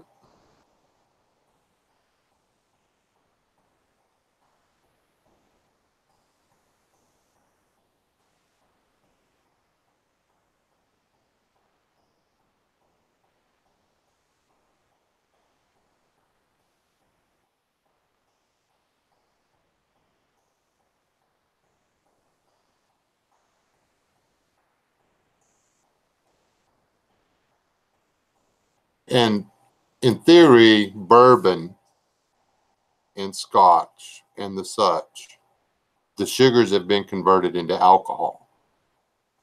And the alcohol doesn't get converted back into sugars in the body.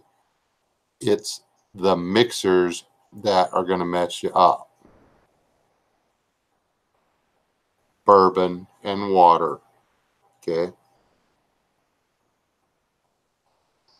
Isn't it vodka that's the keto friendly one? Because it doesn't turn into sugar. Yeah, vodka.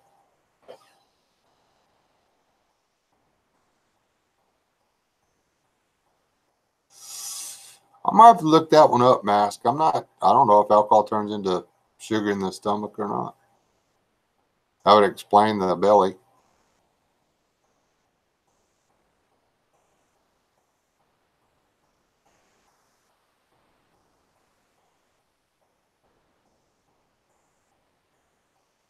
No, God is. And what we see of him is a glimpse, and it appears to be an abstract. That's why it's hard for us to picture the whole thing. Well, there's no way that we can ever conceive of God. Not all of them.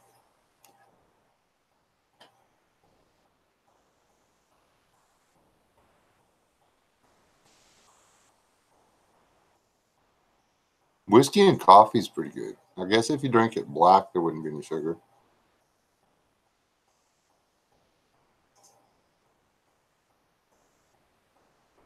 You know how you can be 100% positive that you will not die of cancer? You know how to be 100% sure that you will not die of cancer? This is important. I'm going to tell you how not to die of cancer. Die of something else.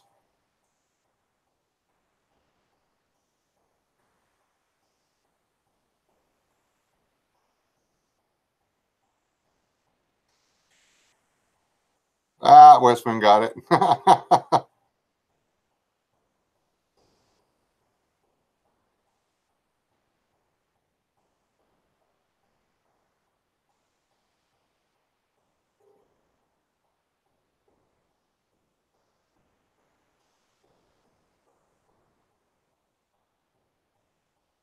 What's dang it, was it Socrates? Or no, or it was one of the old. All right, good night, fishing. It's one of the old philosophers or whatever.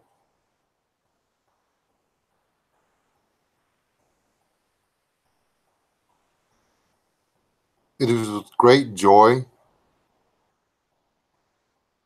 in my youth that I faced every day. With wonder and with joy, seeing all that life had to offer. Only to realize as my years advanced that on the day of my birth, my march to the grave had begun. Who did that? And I butchered it badly, but it, your march to the grave begins with your first breath outside the womb. It's sad, but it's true.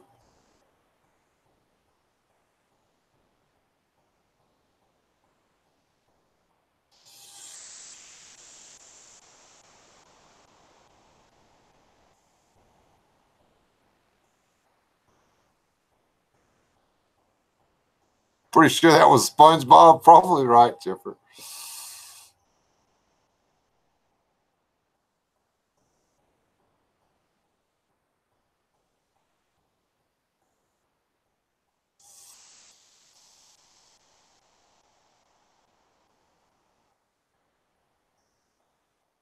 Um,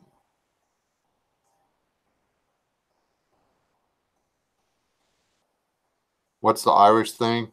Nobody's getting out of life alive.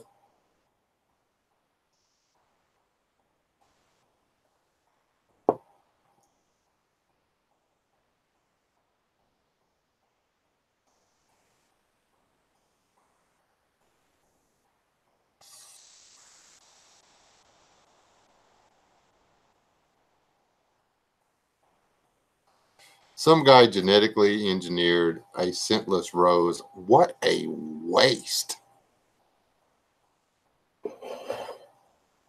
I'm like, who wants a rose that doesn't smell like a rose? I love the smell of roses. I mean, I'm not giving him a man card, okay? But I like the smell of roses.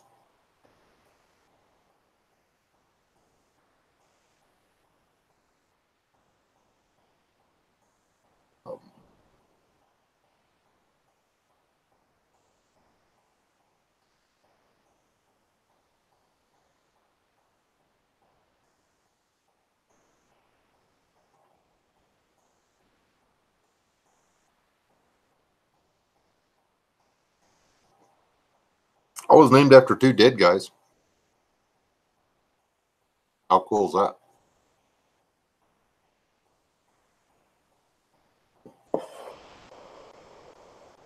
Why do scientists ruin everything? I don't know. Oh, bad. Just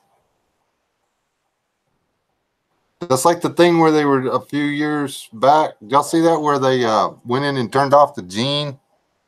Or not turned off, but turned on a gene in the chicken eggs or whatever when they were messing around with his gene splice and stuff.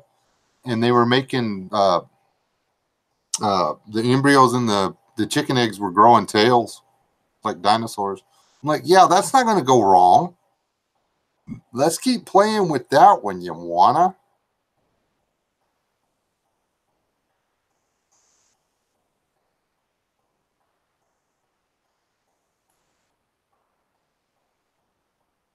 Yeah, West Wind, exactly.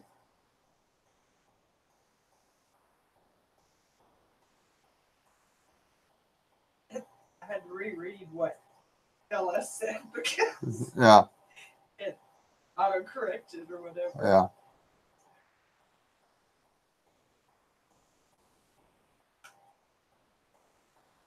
So, Elle, your mom likes to pet Irish. What? Well, But yeah, only when she's drinking whiskey?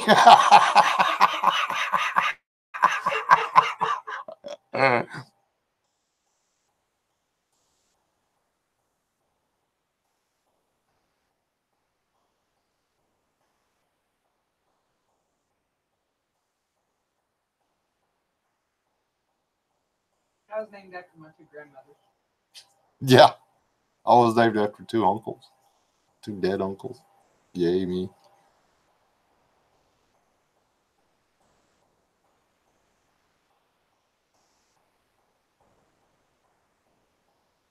Uh-oh. Hold her back. Don't make her let her too hard. I'm sorry, Elle. I really am. I'm sorry about that.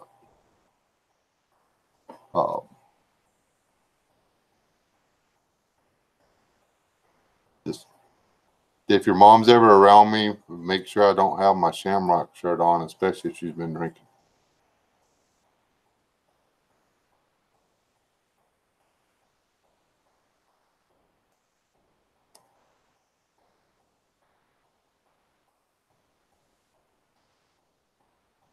My name's actually kind of cool though. Um,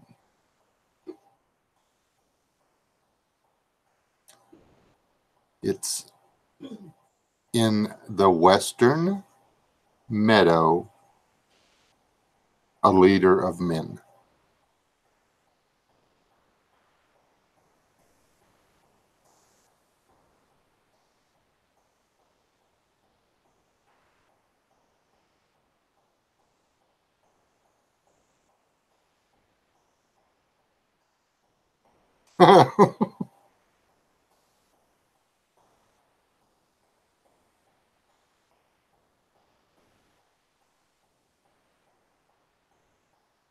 Yeah, it's like when I found out that the song Tequila Makes Your Clothes Fall Off was a song about a guy's mom.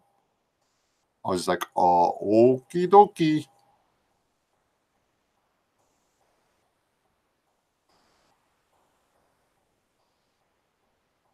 Hey, Rob. Hey, Robert. Robert.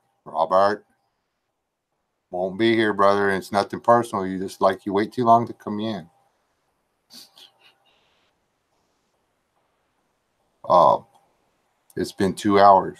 I'm setting myself a limit on these things. I'm being an adult and stuff. Don't call your mom a bag. What are you doing there? I must have missed something there. Hold on, wait. Let me go back. She wasn't talking about her mom anymore. Jeez.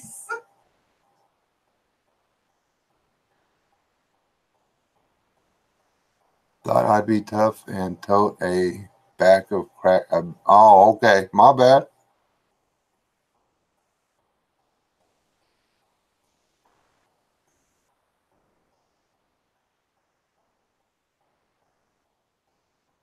Misread that.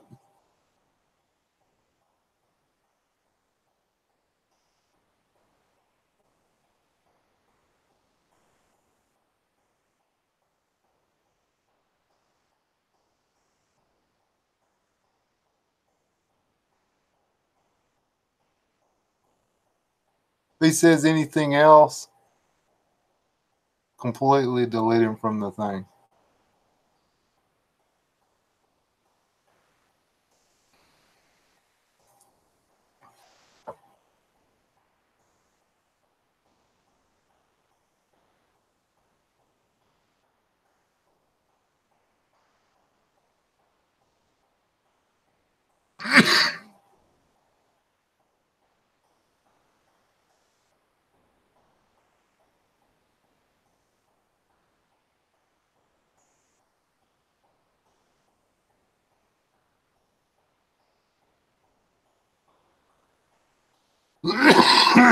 That's fun.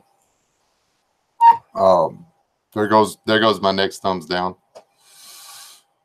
Anyway, really don't care. So, anybody got any weather reports or anything going on? Any riots or fuel shortages or anything like that that I need to know about?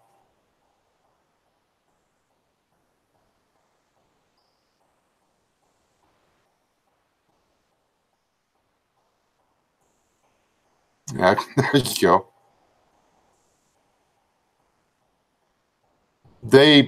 They're popping in just to be whatever's.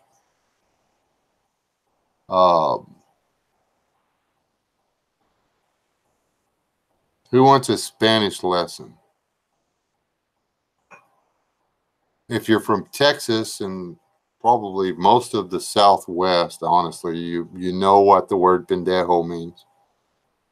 And it's a clean word, but it is an insult. And those guys come in here trying to be pendejos, and you just, do with the pendejo what you do with a pendejo. You just get rid of them.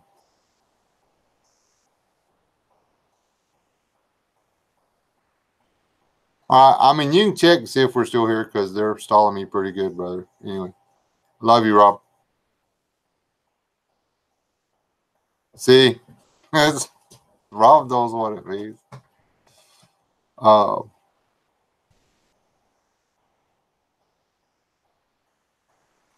Yeah, it's.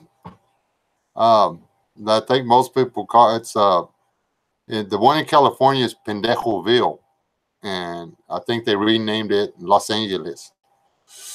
Los Angeles. Pendejo? It's a mule of less than stellar intelligence.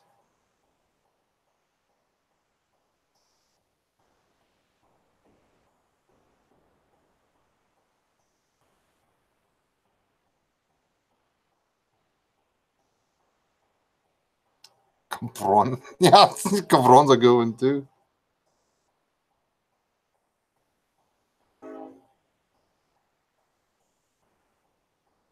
Which is basically the same thing.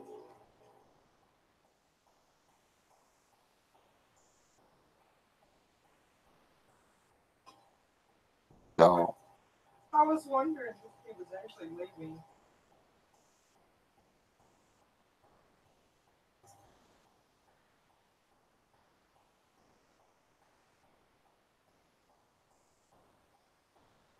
Yes. And if you put a Lee or a EDLY on it, it is, what is it?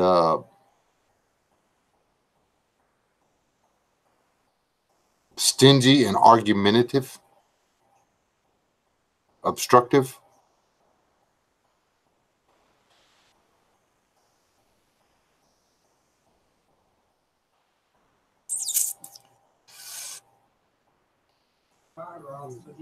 Goodbye, Rob.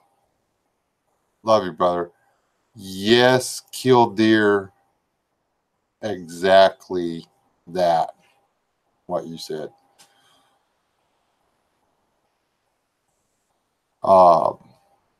Pendejo, carron, pretty much idiot. A nice way to put it. I want to get colorful, more colorful.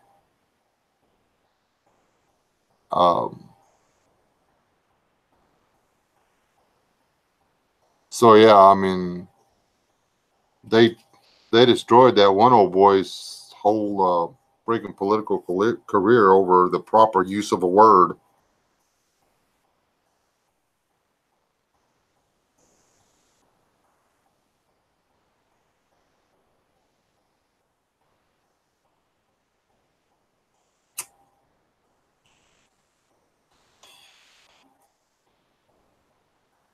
No,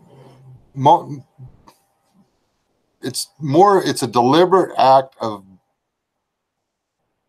Now, literally means stupid. Yeah, pendejo literally means stupid. But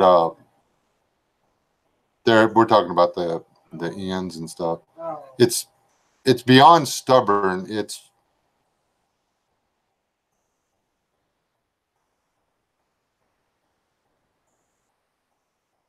or Kildare, are we talking? Are you talking? Are you still looking for pendejo? Pendejo and cabron is basically colorful word for idiot. Okay.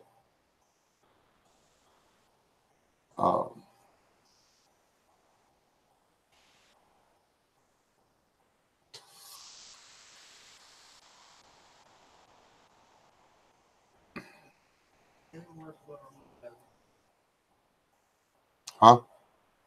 Yeah. Well,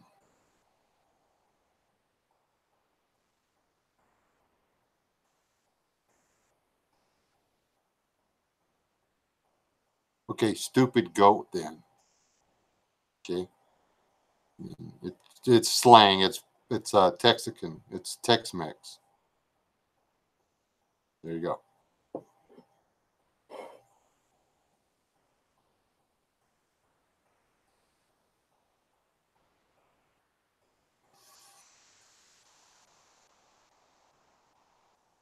And that's where a lot of the problems come from in the Bible. This is what we were talking about earlier. He's saying that one word in Navajo also means a dog. Yeah.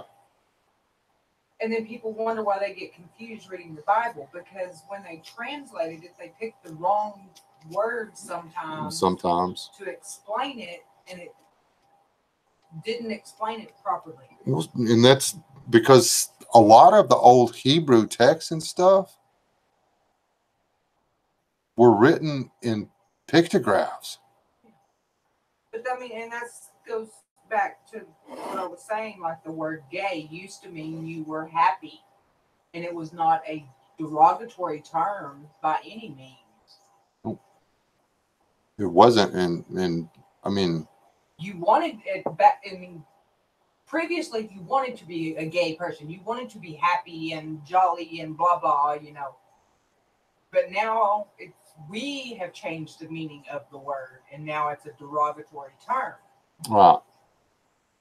And I mean, that's why the Bible gets so confusing to people trying to read it, because what the word says is not what the word means.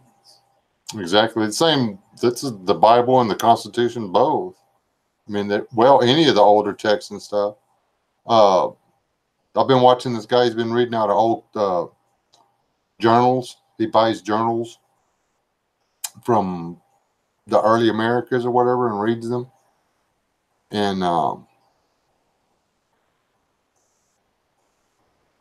the words these guys are using in their journals, you're just like, wow, that's $100 word. And this is a word they would have used every day, all day long.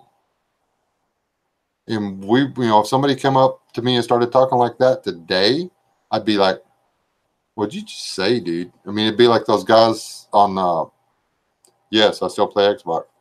The guys from Ireland or England or whatever that were on there the other day, you could tell they were speaking English, but just barely.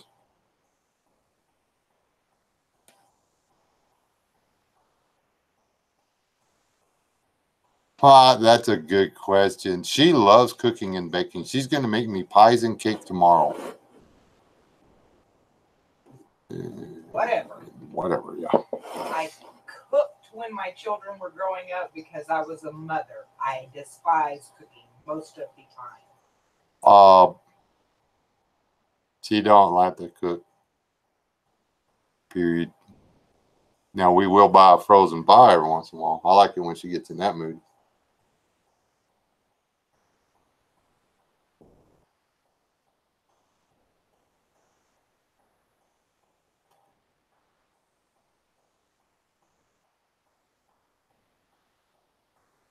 Dude, they get in my lobbies all the time, dude, and I can't understand what they're saying. There's one of the guys on there that when he realizes I'm trying to talk to him, he can speak English, but he's still got a heavy, he can stop speaking whatever the heck they're talking and start speaking English, and I can understand him readily enough. And the other guys can tone it down a little bit, but when they get excited, you're just like, okay, I have no clue what you guys are talking about.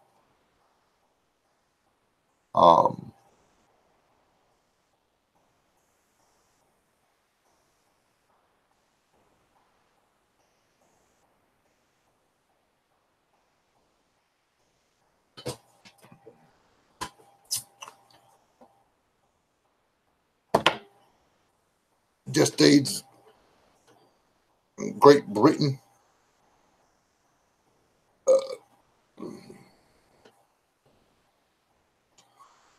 He's from Great Britain, otherwise known as the country that. Right, but he's saying he didn't understand.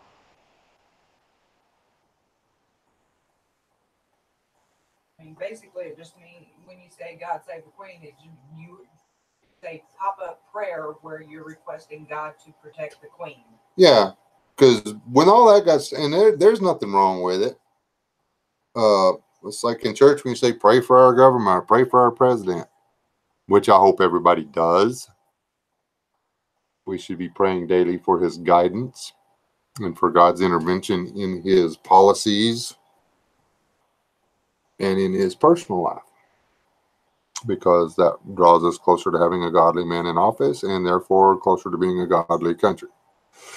Therefore, closer to being on the right side of things.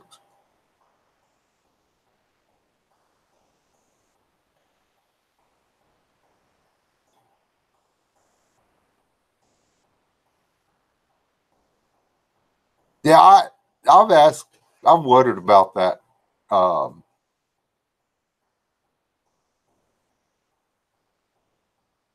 She's like got really good doctors or something. And her dogs don't get old either. So whatever she's eating, they're eating. I'm not so sure the keto diet's the way to go. I want to know what the Queen's diet is. I want to know what she's eating.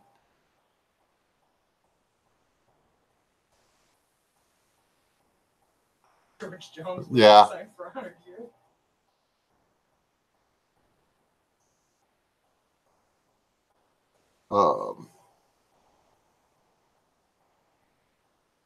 His blood. Oh, God. Chipper. Carl. I think he's eating too many grilled peanut I think butter. somebody's been eating too many grilled peanut butter and jelly sandwiches in here. Yeah, everybody keeps praying, God save her. So That's what it's working. Prayers are answered. God save the Queen. And it's working.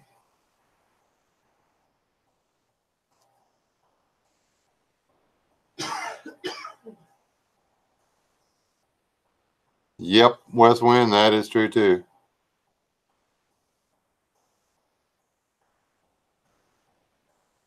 Yeah, if it's on YouTube, it is the truth. Did y'all know?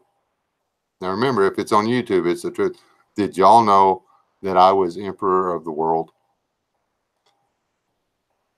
I own everything. So if I show up at your house and ask for a grilled peanut butter and jelly sandwich, you have to give me one. because it's actually mine. Because I'm emperor of the world.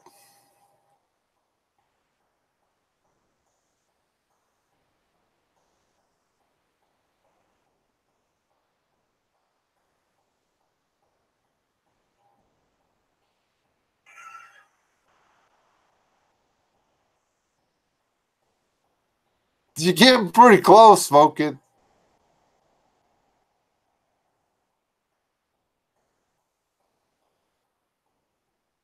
No, I didn't. I missed that. Dadgummit.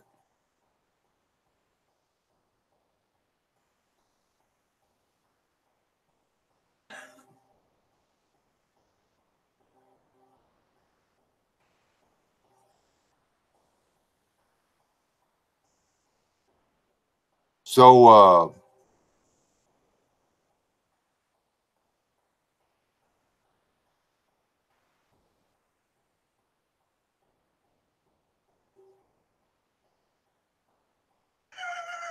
okay. Okay. Not that's chipper.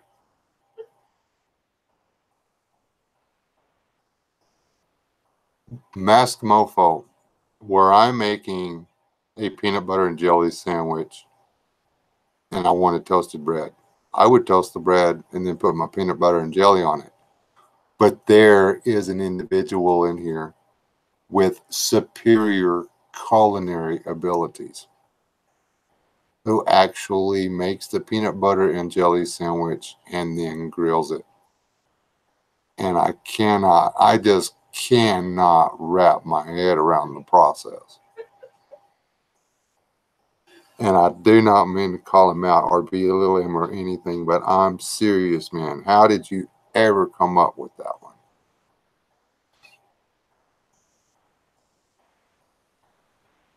Because he likes grilled cheese sandwiches, I guess.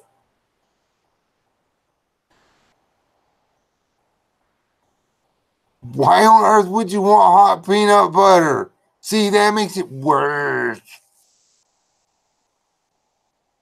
Hot peanut butter stinks. Because you're open-minded. Grilled peanut butter and banana, West Wind. What kind of people have I aligned myself with?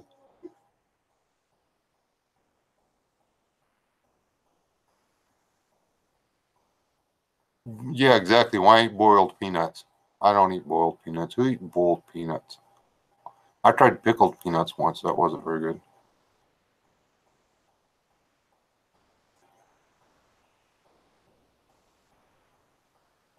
Toast and meaty peanut butter. Oh, melty. Okay. Melty? Yeah, but you put the peanut butter on the hot toast.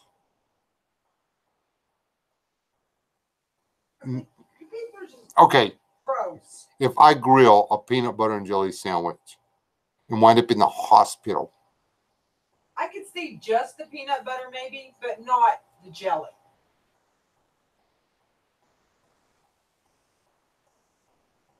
I don't know. I guess I'll make two of them.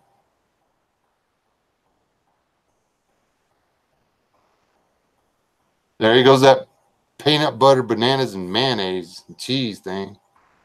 Now I admit, I eat peanut or not. I eat banana and mayonnaise. White or wheat bread with bananas and a light layer of mayonnaise. I love those sandwiches.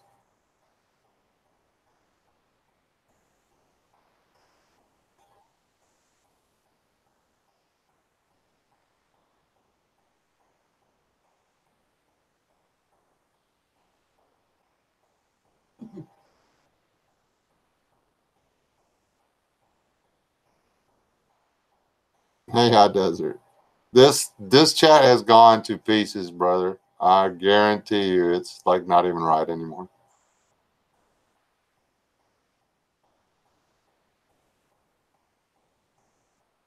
That's my whole family eats peanut butter and syrup, and I think that peanut butter and syrup, if you got it warm, like microwaved it, and then put it on like pancakes, I believe that would be socially acceptable. I think that would be considered kosher food. But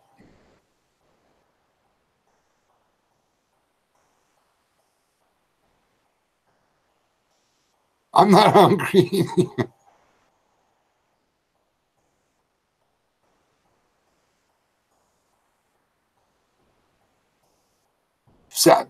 Salad dressing, mayonnaise, Miracle Whip.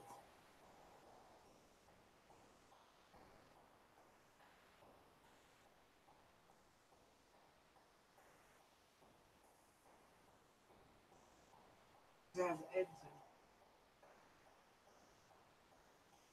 I don't know. You know, mayo will last. Miracle Whip doesn't so much. it. Well, but if it has the raw eggs in it, the eggs will. Yeah, the eggs will spoil.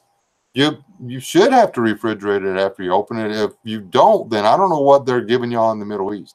It may not be. May not, maybe like that cheese that won't catch on fire. I don't know. It may not have the raw eggs in it. Maybe.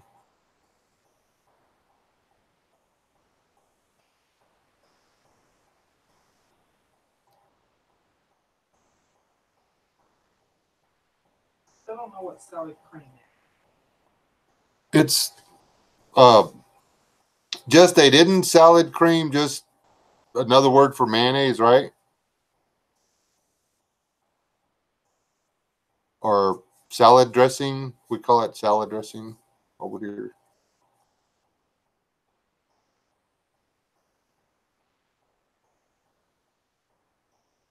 No. Okay, we're gonna have to Google that one.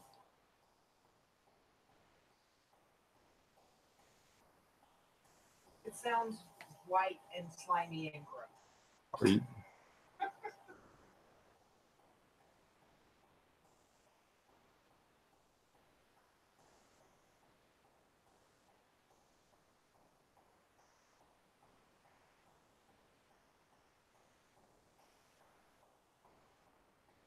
Salad.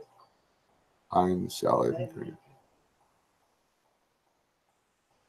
She is Googling that.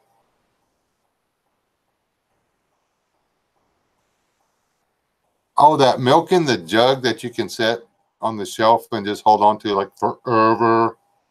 I tried some of that. I was just like, whoop.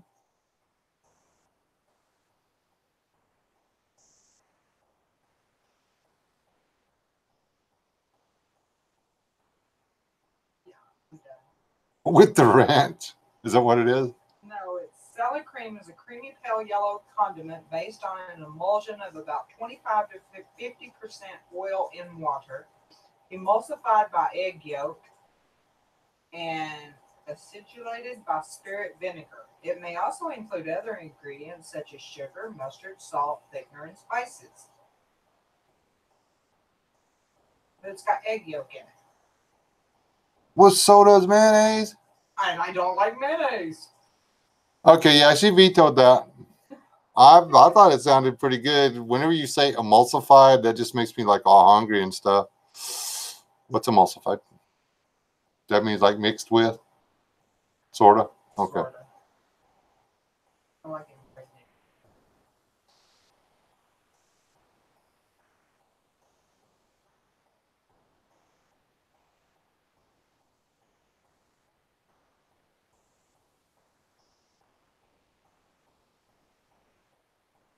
It's different than mayo, yeah. She read the ingredients. It's like it's going to be more flavorful. It's going to be somewhere along the lines of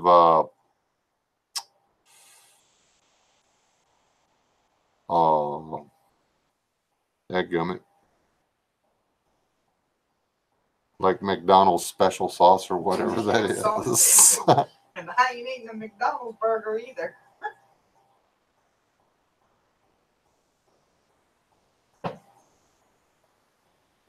All right, kid. That's like Russian sauce. I mean, people don't even know what Russian sauce is. I like Russian sauce. Um,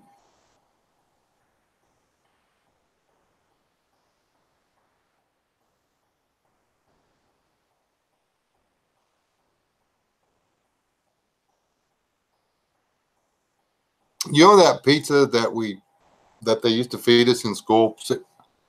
I literally grew up in the middle of a cotton patch. I knew every human being in my life. Okay, there was nobody whose first and last name I didn't know. You could fit the entire population of the village in the school cafeteria.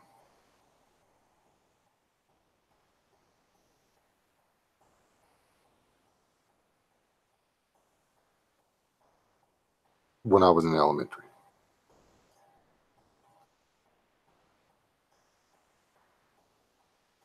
I didn't know what that stuff was, the pizza. I'd never heard of pizza.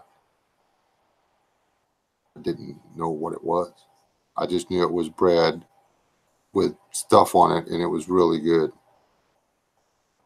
We only got it like once every 2 or 3 weeks. It was like a special treat day. Most of the time we had like meatloaf stuff.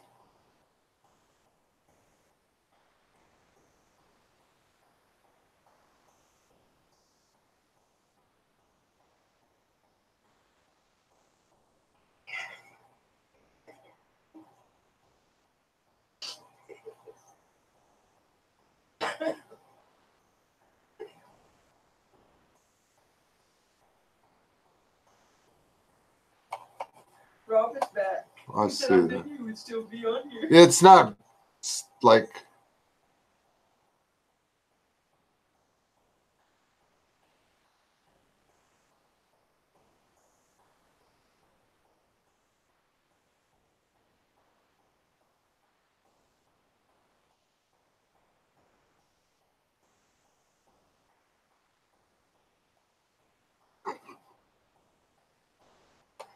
it feels like it should be. I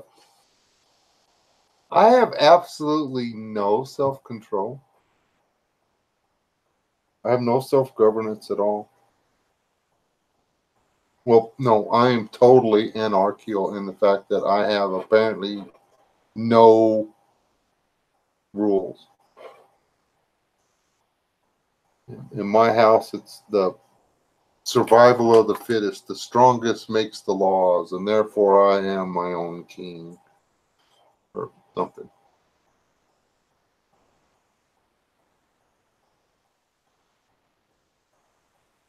Too much peer pressure. Too much, that's what it is. Chipper did it. Did you have somewhere else to be? And that's what I'm talking about. I mean, like people like Chipper. I mean, you don't ever talk until I start trying to get out of here, and then you start saying stuff. It's Chipper's fault, and I'm blaming it on Chipper. Yeah, we're putting Chipper on a pedestal. We're putting Mr. Grill PB&J on a pedestal. Next thing I know, you're going to be self-governance. That's one of the reasons I love you.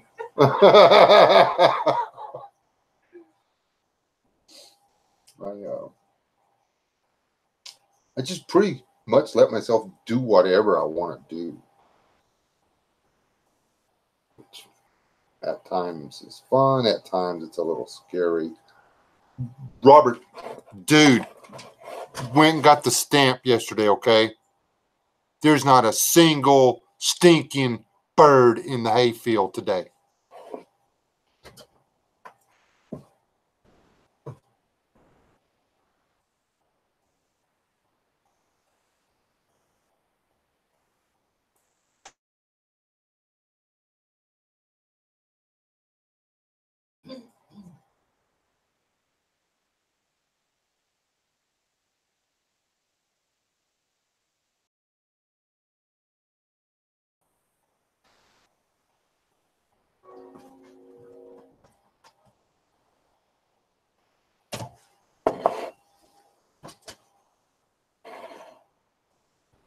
Funny, Robert.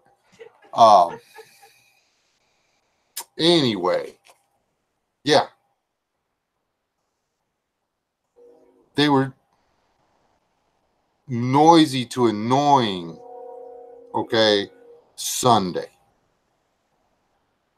It was hard to go to sleep for the racket they were making because they were so close to the house. worried the dog to pieces.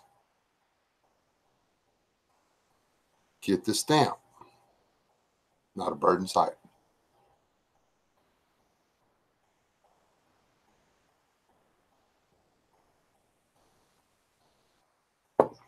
Oh.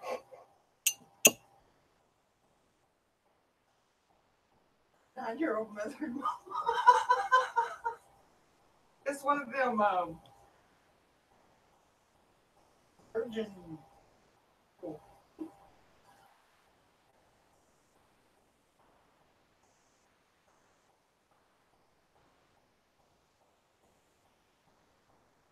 Yes, train. When the weather's just right, it sounds like it's literally right outside the door.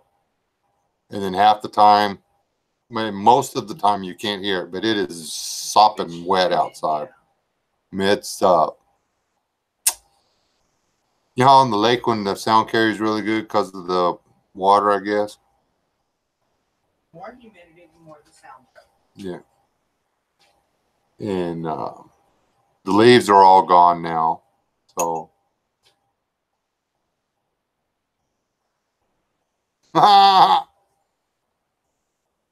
That's funny. Who wants to come take my hot water heater out and drain it?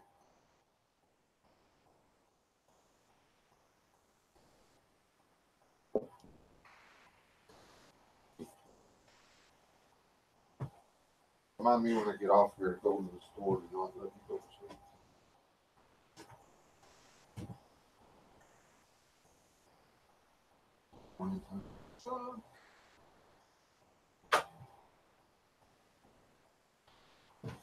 Because apparently your kids ain't there for me.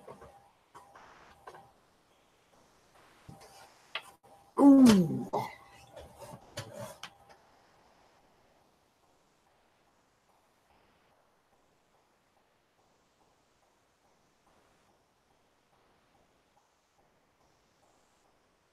You go to kitchen.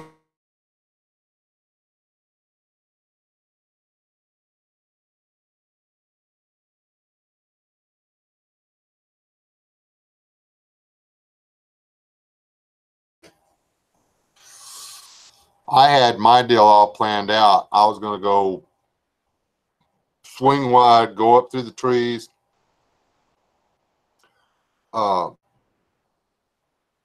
shimmy my way through the tall weeds and climb up the backside of a little hill, and then text my wife and tell her to let the dog out. And then my dog was going to run out there in the field when the birds flew up to escape the dog. I was going to shoot one when it flew over, but there aren't any dogs out there, or not any birds out there, so.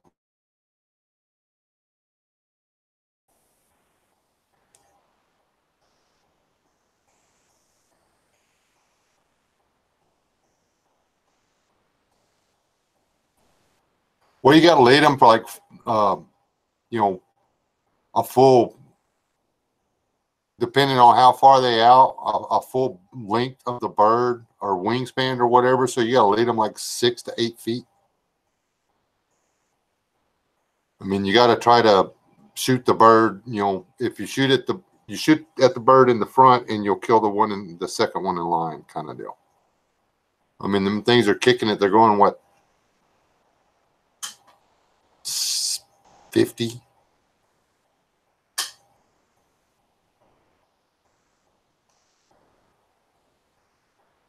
that's my problem with doves. I don't lead them enough. I'm always blowing their tail feathers off.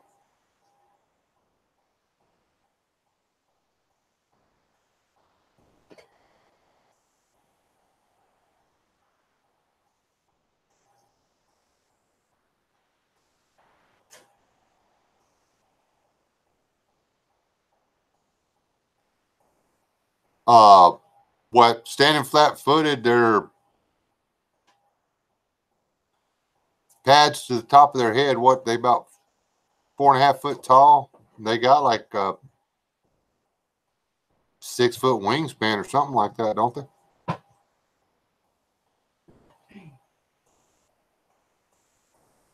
Yeah, it's dark red meat.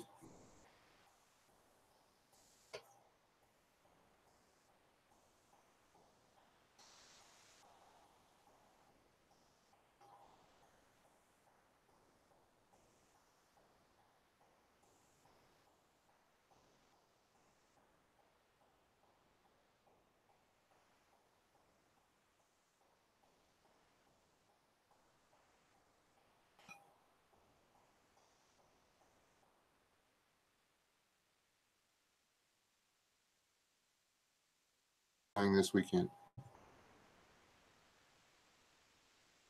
Go to bed or whatever.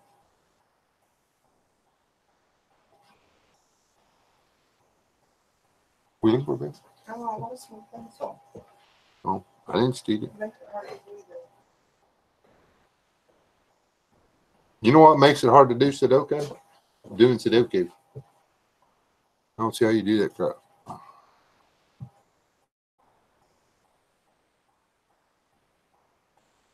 Robert done hit the wrong button again and then knocked himself out of the chat.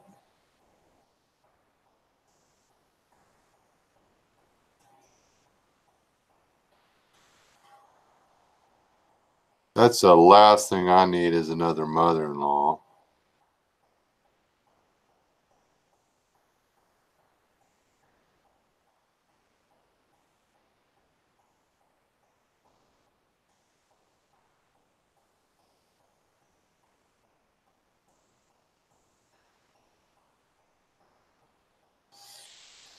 Well, it just depends on what side of the fence you're on, baby.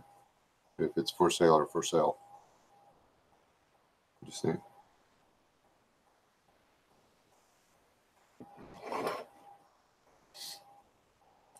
I really think Rob dropped out of the chat again.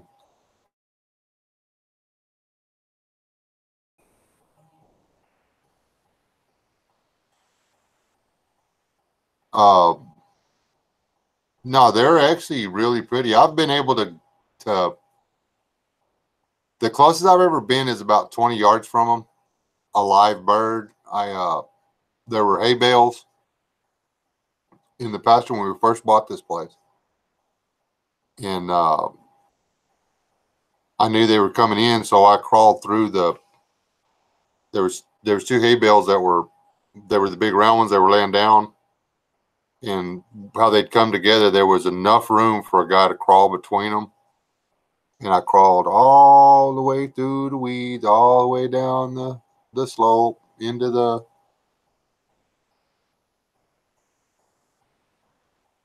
Oh, okay.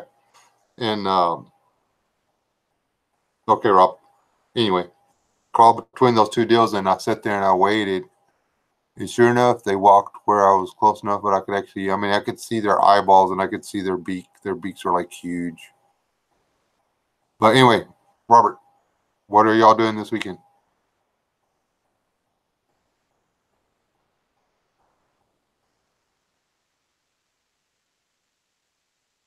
You know, you can get within rifle range, but you're not allowed to take them with a rifle.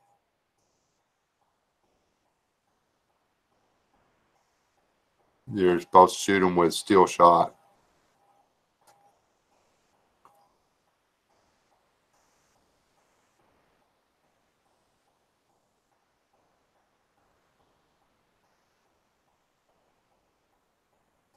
LS, is she spry and does she like to bake?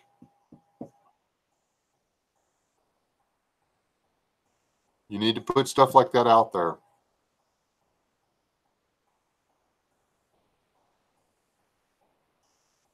Okay, well, I got a brand new crane permit burning a hole in my pocket. I was just asking.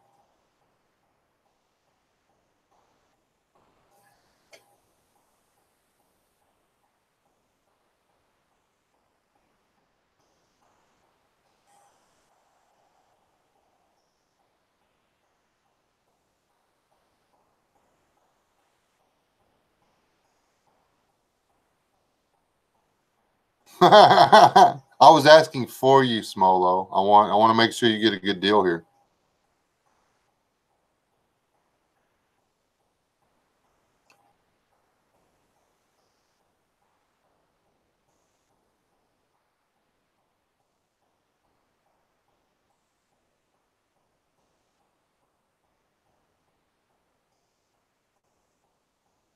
I'll give you the $2 to keep for LS.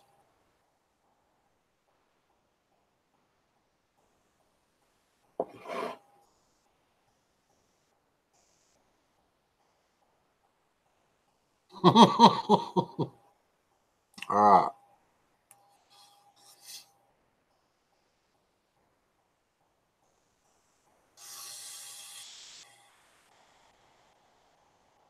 Well, I'll see if I can get free of, and I'm not going to call her my dishwasher. I'm too daggum close.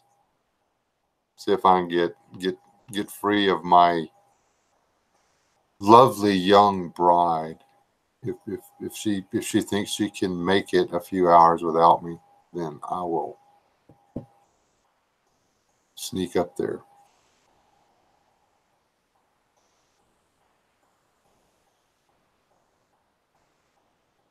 Maybe she's just ready to go be with MLF. Or not, I don't know.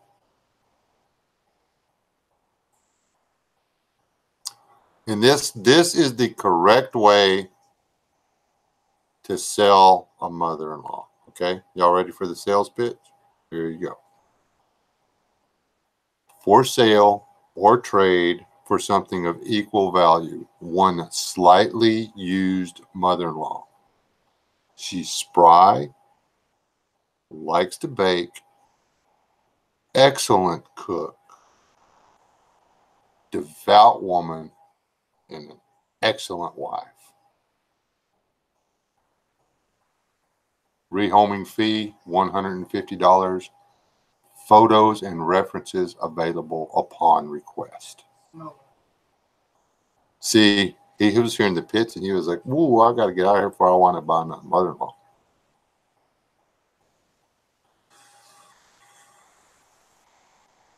No, but her hole in the ground is already paid for. So there's no liability of debt.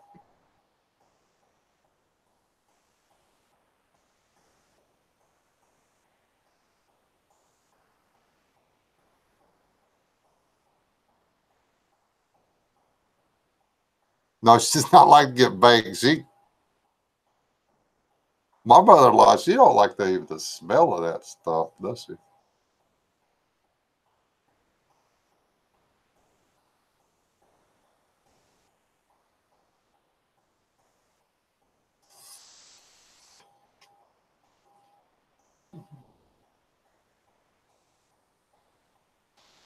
Good night, brother. And all you people that keep sending me stuff or whatever, thank you.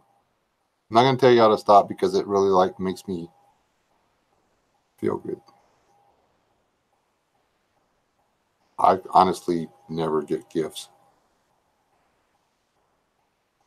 It's taking some getting used to.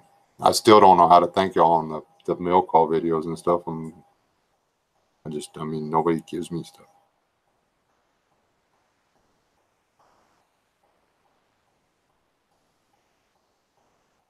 Yeah.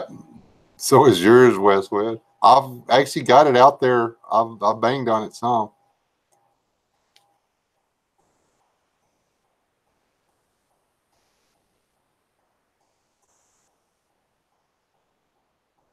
So how much do you want for yours, Chipper?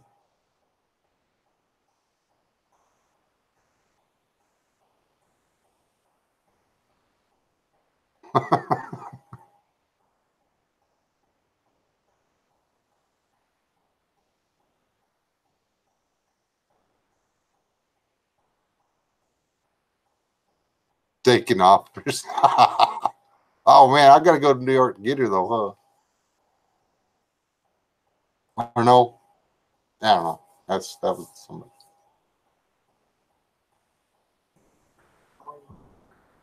Yeah, but I don't. Kansas. I can't remember where he met her at. Oh no, they're in. They're close to where he's at. That's right. That's right. That's right. That's why you want to sell her off, because now you're too close and you're having to spend lots of quality family time without a hula hoop, which the grandkids much appreciate the hula hoops.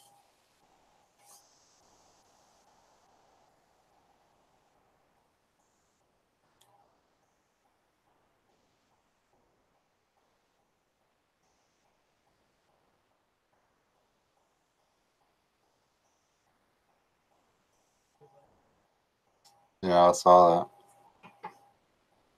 Why you keep doing that? You're too nice of a guy, Westwind.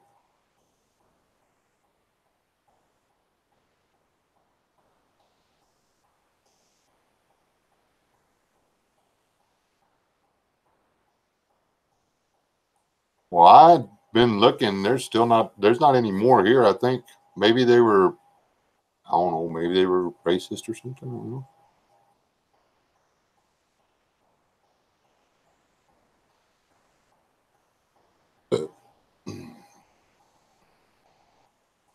Guys, I got to make a run to the store. Who wants to go to the store for me?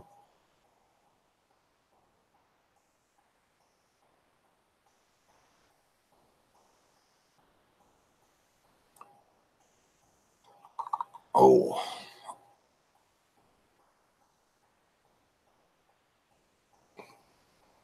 taking offers.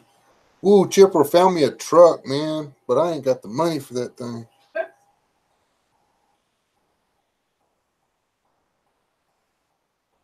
Sounds like you found one then. Well, there's that, but I mean, it's a new truck. It just happens to be 20-something years old. No, 30-something. LS. Good night, LS.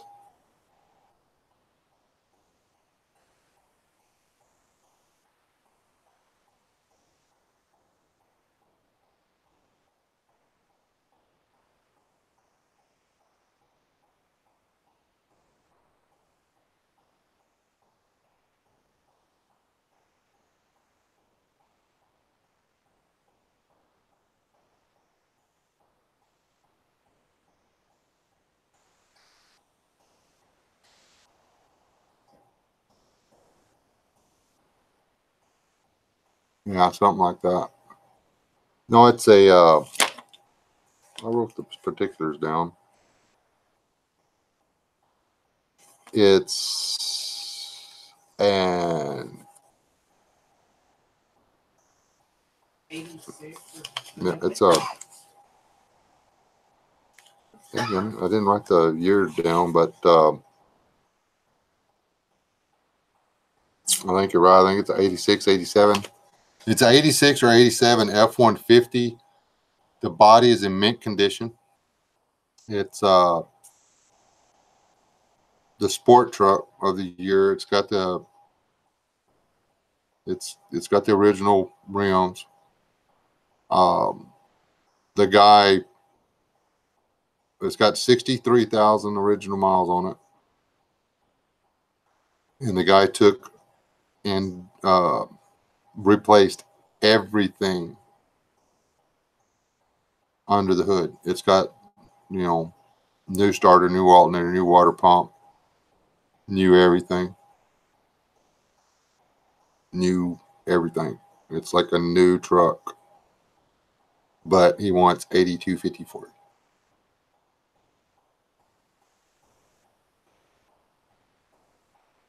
And I can't see. It's pretty though, guys. Pretty brown on brown. It's a beautiful truck. Or no, was that brown tan, light tan, like milky white? And it's pretty. Um,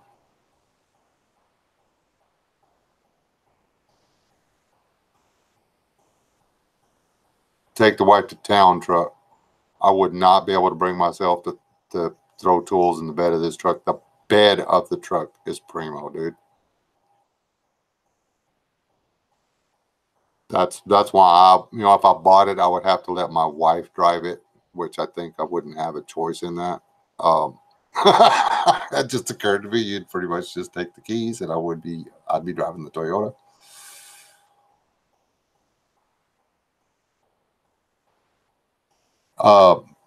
The truth is, Grouchy, I've been Facebook shopping real hard, and there's several of them out there that need work. They're not as pretty as this one. I'm looking for that year model really hard. That's my favorite. I would love to have somewhere between an 86 and a 91 Ford. I'm hoping to find a Lariat with the inline 600 and either the 4 or the 5-speed manual is ideally what I want. The downside to the Lariat with a 300 in it is most of them were short wheelbase trucks, and I want a long bed. I find short wheelbase trucks to be attractive, but my manhood does not require me to have a short bed truck to look sexy. So I've always found log bed trucks to be prettier. The new truck I want, the Toyota Tacoma that I want, is the one that has the full 7-foot bed on it. That thing is beast, man. I just can't see throwing down $4,600 or $46,000 for a truck.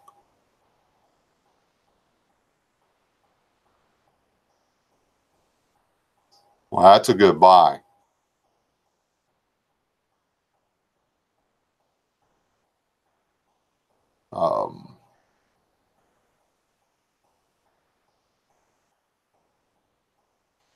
Found a 70 or 71 Ford sitting in the pasture. Guy says I can have it, I'll drag it off. But I'd have to come up with transmission, tires, steering wheel, seat, windshield. All it is a frame and I'd have to get a builder's title for it. Long bed's always more practical. And I'm not going to own one of the newer Super Duties or anything like that.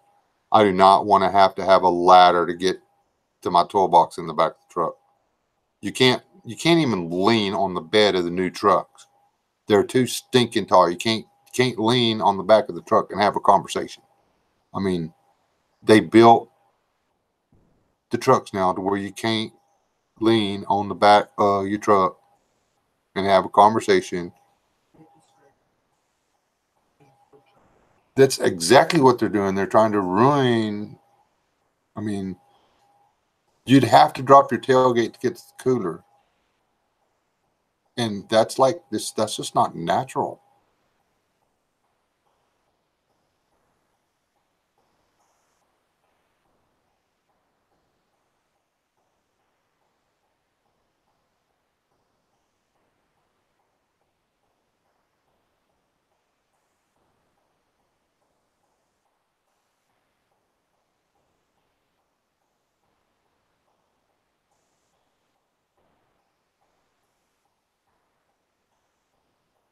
Yeah, I was wondering about the new Fords and stuff. I think they lost me at, I'm going to say probably around 2011, 2012, somewhere in there. But I don't like the Chevys either.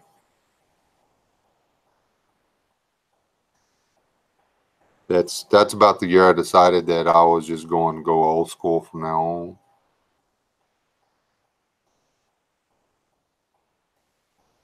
I mean, when you buy a 30-year-old truck and get better fuel mileage than you can with a new one, it's ridiculous.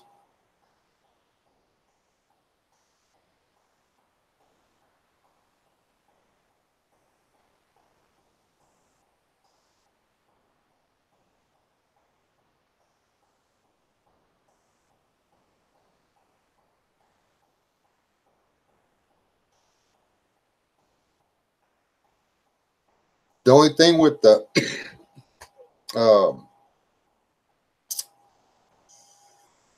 what are those little V8s they put in the Fords back between they started stuffing in there around 2001, 2002.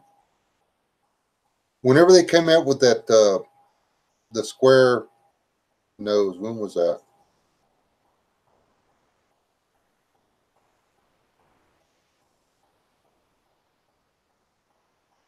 That when they went back to the square hood. Anyway, that the little V8 they were putting in there, the other 4.6. After right at about 100,000 miles, the bottom falls out of them.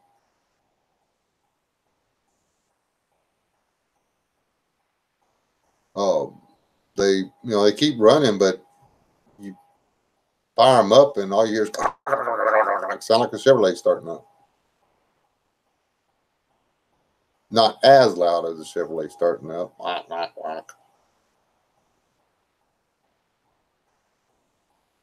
And see, the older 4.6 West Wind, I think, was a pretty good engine. But they did something to them when they converted them for the trucks. When they started putting them in the F1 150s, they did something to them.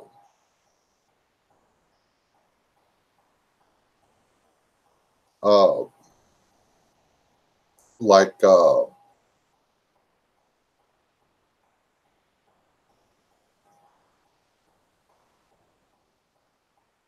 same thing with that.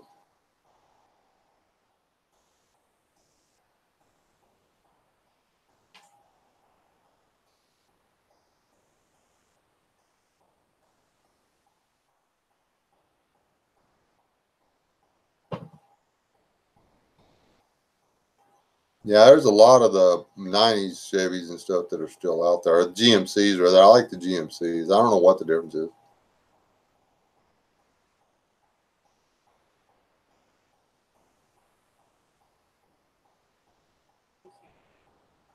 Yeah, honestly, Rob, I've thought 100 times about making a deal with you on that Impala if I could hear it run, because I have a now I forgot what year model my truck is. An 88. Nope. Yep. Nope. I have an 80 something Chevy sitting out here that my lack of mechanical skills. Well, I pulled a dumb, stupid move, and the engine's locked up, and it's my fault. It needed a distributor, and anyway, I left town and left the hood up. Don't ridicule me. I just really don't need it. It hurts. Came back, the hood was up. I just closed it so everything would be okay. I didn't realize that it rained while I was gone. 2 of the cylinders were full of water, and it sat out there for 3 months. So yeah, there you go. Yeah, but it's got a 350 in it. It'll bolt right in. That's the only reason I'm not driving that long wheelbase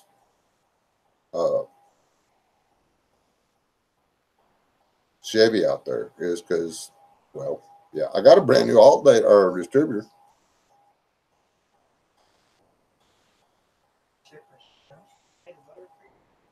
That's all I need is a motor for my truck.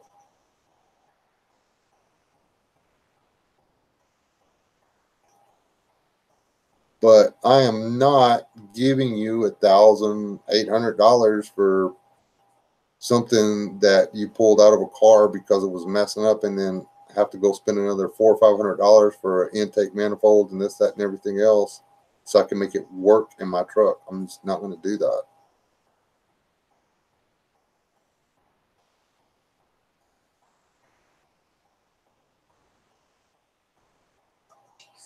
Oops. Hey, George. Y'all, seriously, anybody in here that hasn't subbed Diorce and gone over there and watched his stuff, y'all got to get over. Dude, I'm loving your videos. Do not come to my house and try to get some groceries after SHTF, because it ain't gonna happen. I just love that. I love that we do that. I wish I could be that.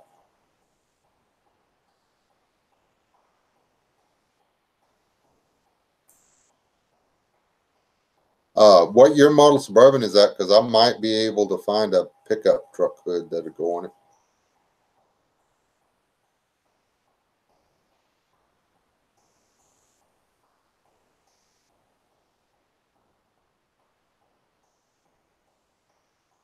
All right, Grouchy.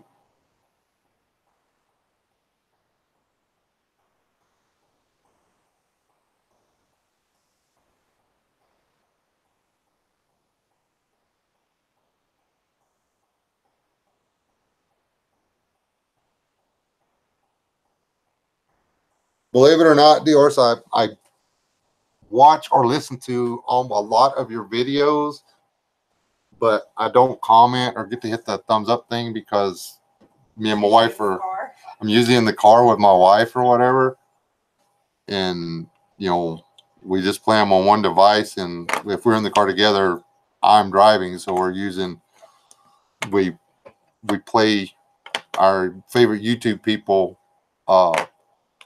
through the Bluetooth and stuff. Just so all you people will be aware, if Mrs. West makes a comment on there, I was probably there too. So,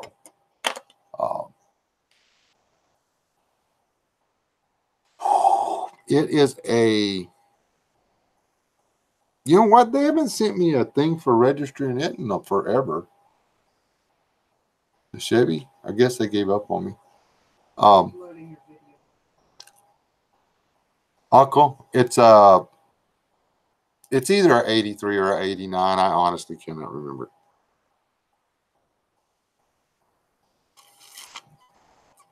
They all looked exactly the same.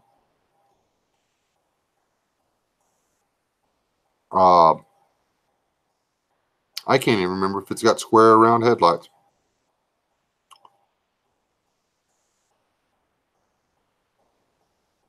I loved driving the truck. I really did.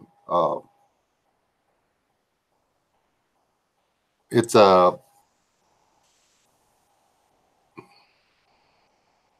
what is it? It's a half ton. It's a single cab half ton long wheelbase truck. It actually came. It's a custom. It came with 305. The guy pulled the 305 and stuffed the 350 in it, which I would actually prefer to go back with a 305.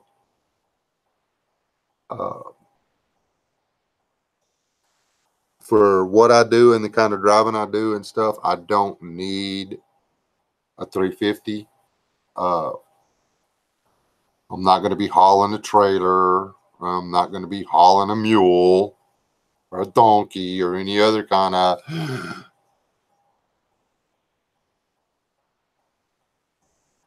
things like that. So I don't need a 350.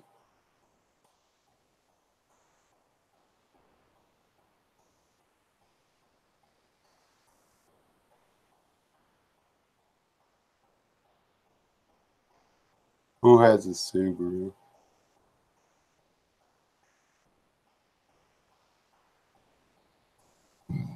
Yeah. All right, Jeff. Have a good night. Oh, it's almost 11 o'clock here too, guys. I think I'm really going to close it and get off of here now.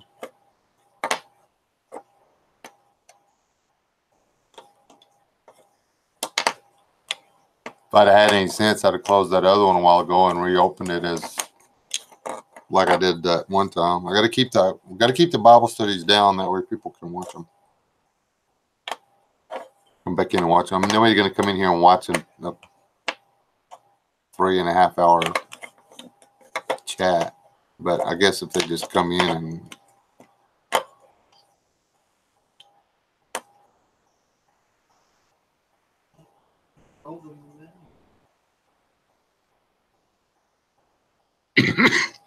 there's a lot of people. Hey, Golden. Good night.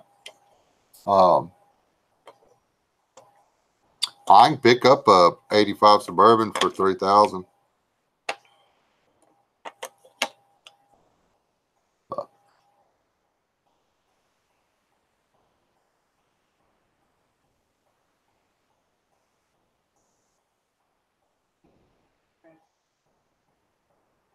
Yes.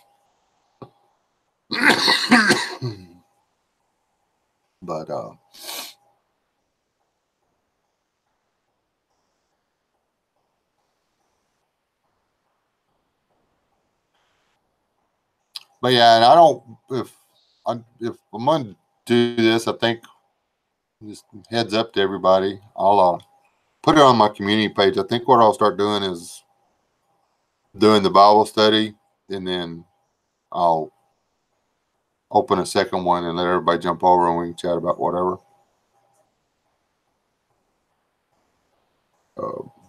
That way the word is left available in a reasonably short amount of time.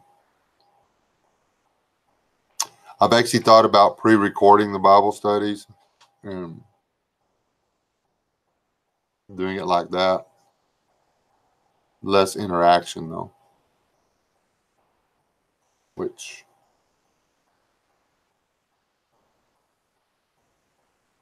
I don't know. So confusing, this YouTube thing. Yogi said I was sitting back and listening. Oh, that's cool, golden. Right now, you can take a lot of credit away from some of these other lurkers in here if you just say, "Yeah, I've been here since the beginning. I just hadn't said nothing." Then you can trump Chipper and Smolo. You can beat all of them out.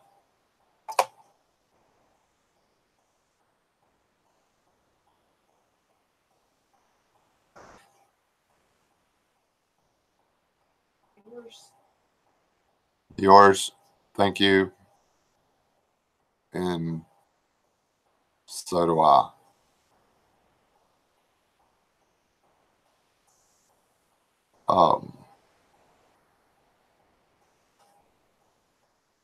Appreciate it, brother. Anyway, y'all go check him out. Seriously, I'm so glad I said that before he did this, because anyway, he's worth listening to. Chipper, you would definitely love him. So yeah, I could do that. That's how that Premiere thing works, huh? See, that's what keep you guys around. And a friend of mine, he's got a graveyard of Chevrolets all the way from 67 all the way up to just he stops at the 90s. He doesn't have anything over a 90.